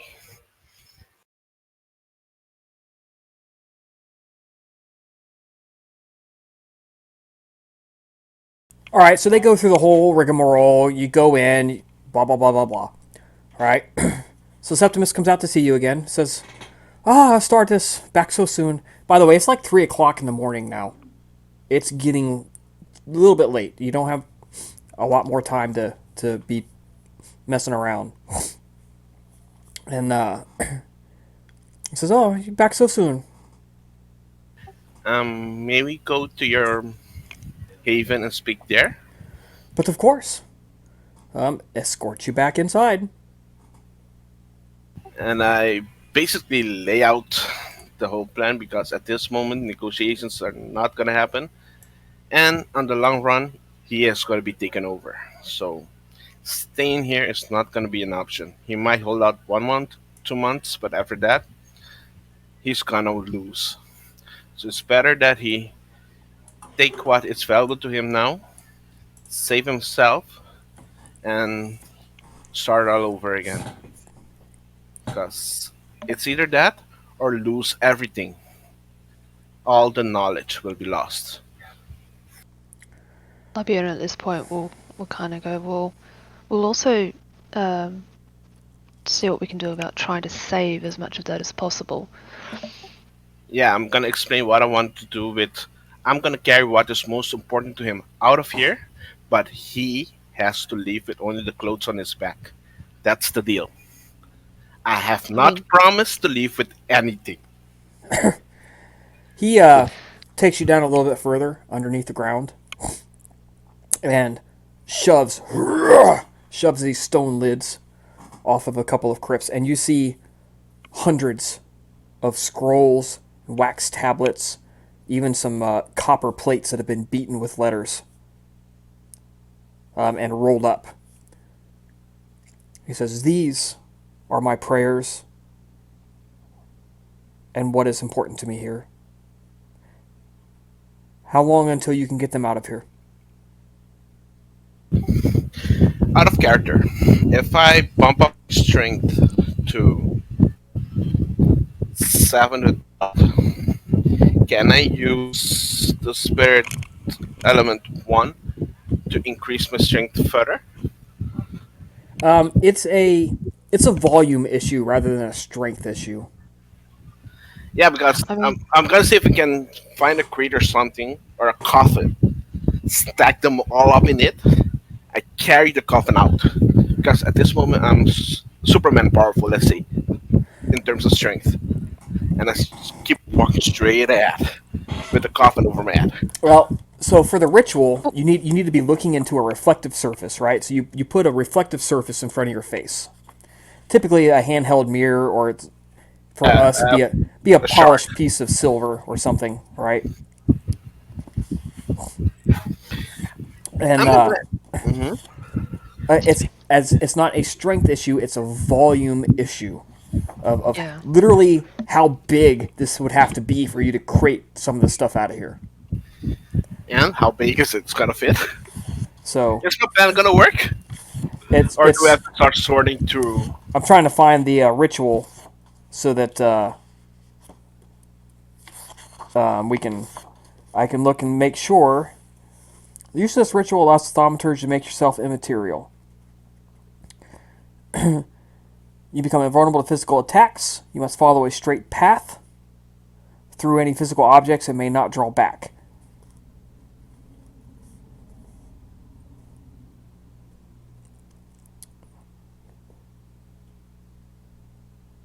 All right. Yeah, it's just literally just a matter of getting a couple of bags or something and attaching them to you so that you can walk.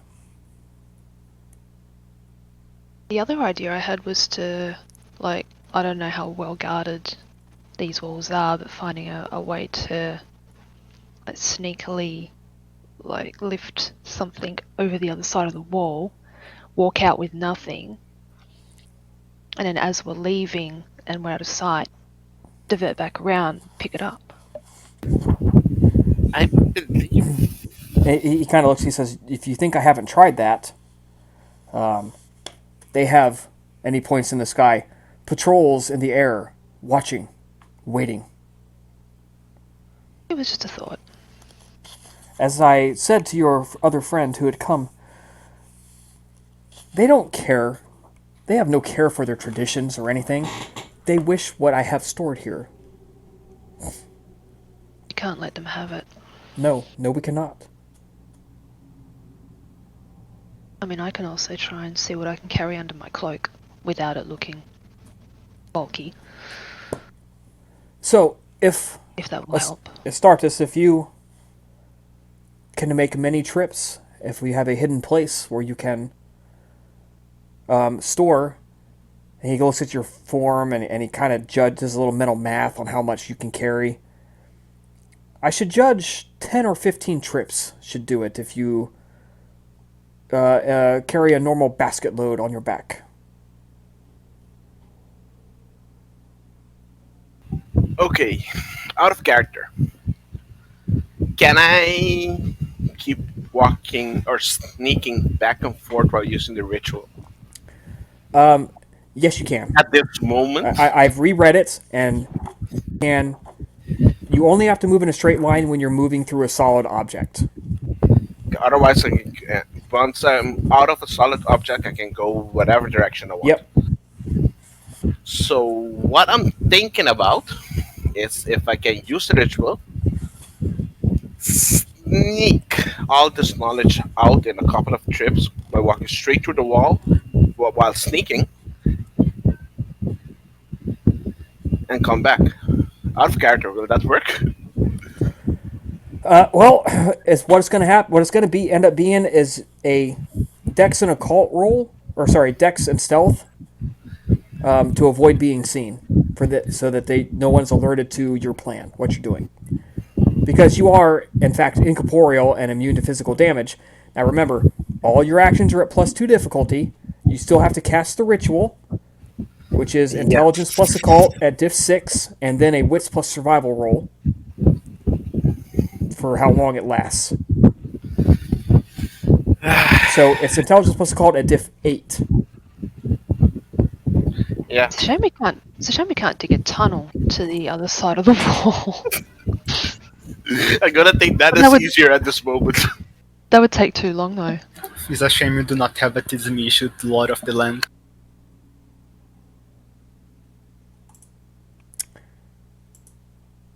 So go ahead and make your roll. I really want to stake this guy and just drag him out of here.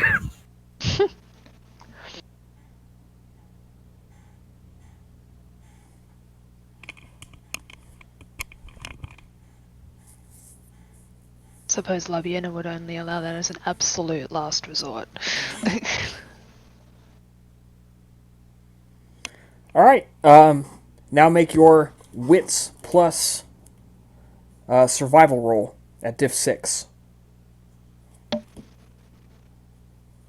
This is for how long it lasts.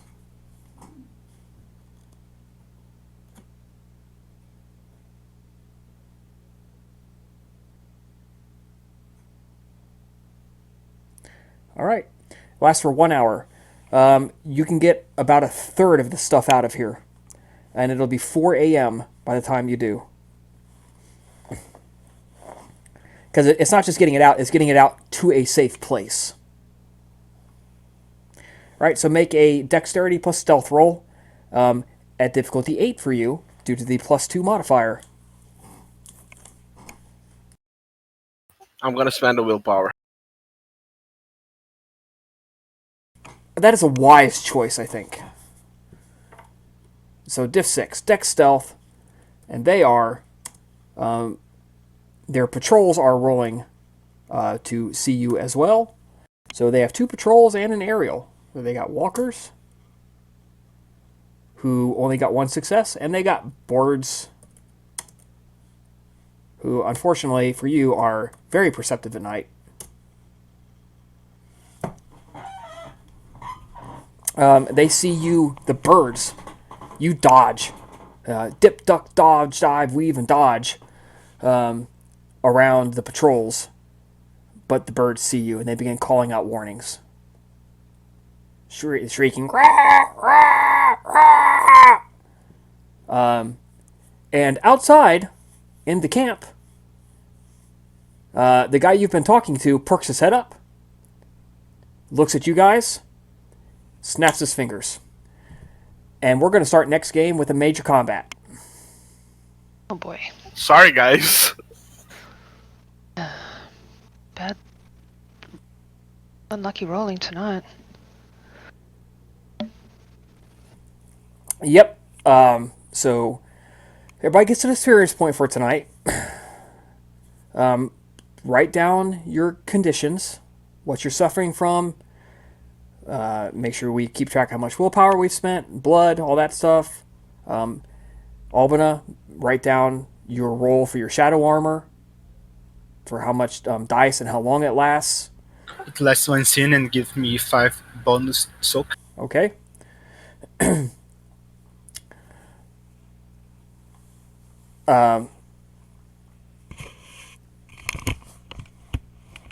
So we will be picking that up with when we start next game. We're going to be rolling initiative.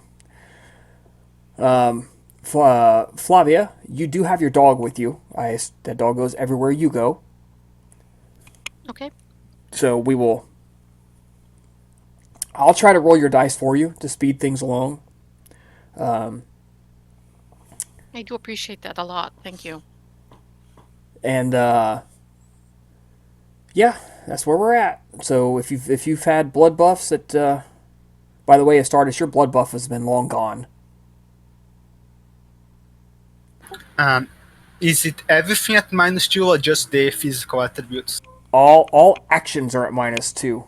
All actions, okay? Yeah. That's why it's a bitch. Yep. Unless you spend a willpower, you can spend a willpower to ignore that for the scene. Oh yeah, I also forgot to ask, did Labiena have a chance to feed inside earlier? He didn't have much. He only had that one prepared. Okay. Not in desperate need, but yeah, would have been handy. Am I forgetting anything? Any other questions, comments, anything for next game that we need to be aware of when we get started? Not that I can think of. Okay. All right. Well, then that settles it. Next game is going to be in 2 weeks, which will be, come on, calendar, pop up, pop up, pop up. 29th. One, Yeah, 29th. 1 XP, yes? Yes, 1. Yeah, so it's every first, third, and fifth weekend on those months where there is a fifth weekend. So it'll be the 29th and then again on February 5th. Following week. Yep, the following week. All right. Well, guys, that's all I got. You got anything else? Just thank you for storytelling. Okay. All right, cool. Yes. All right, guys. Absolutely. Catch you later. Catch you next time. Have a good one. Same to you. Good night. Yeah. Good night. Good Yeah. night. Okay, everybody. Thanks for joining us one more time. That one I know went a little bit slow, but that's okay. Next game, gonna open up with a big combat. Shitloads of mortals, 3 vampires, some dead things against the troop. So keep your fingers crossed. Let's hope things turn out well for them. Right. Thanks, everybody. Have a great evening.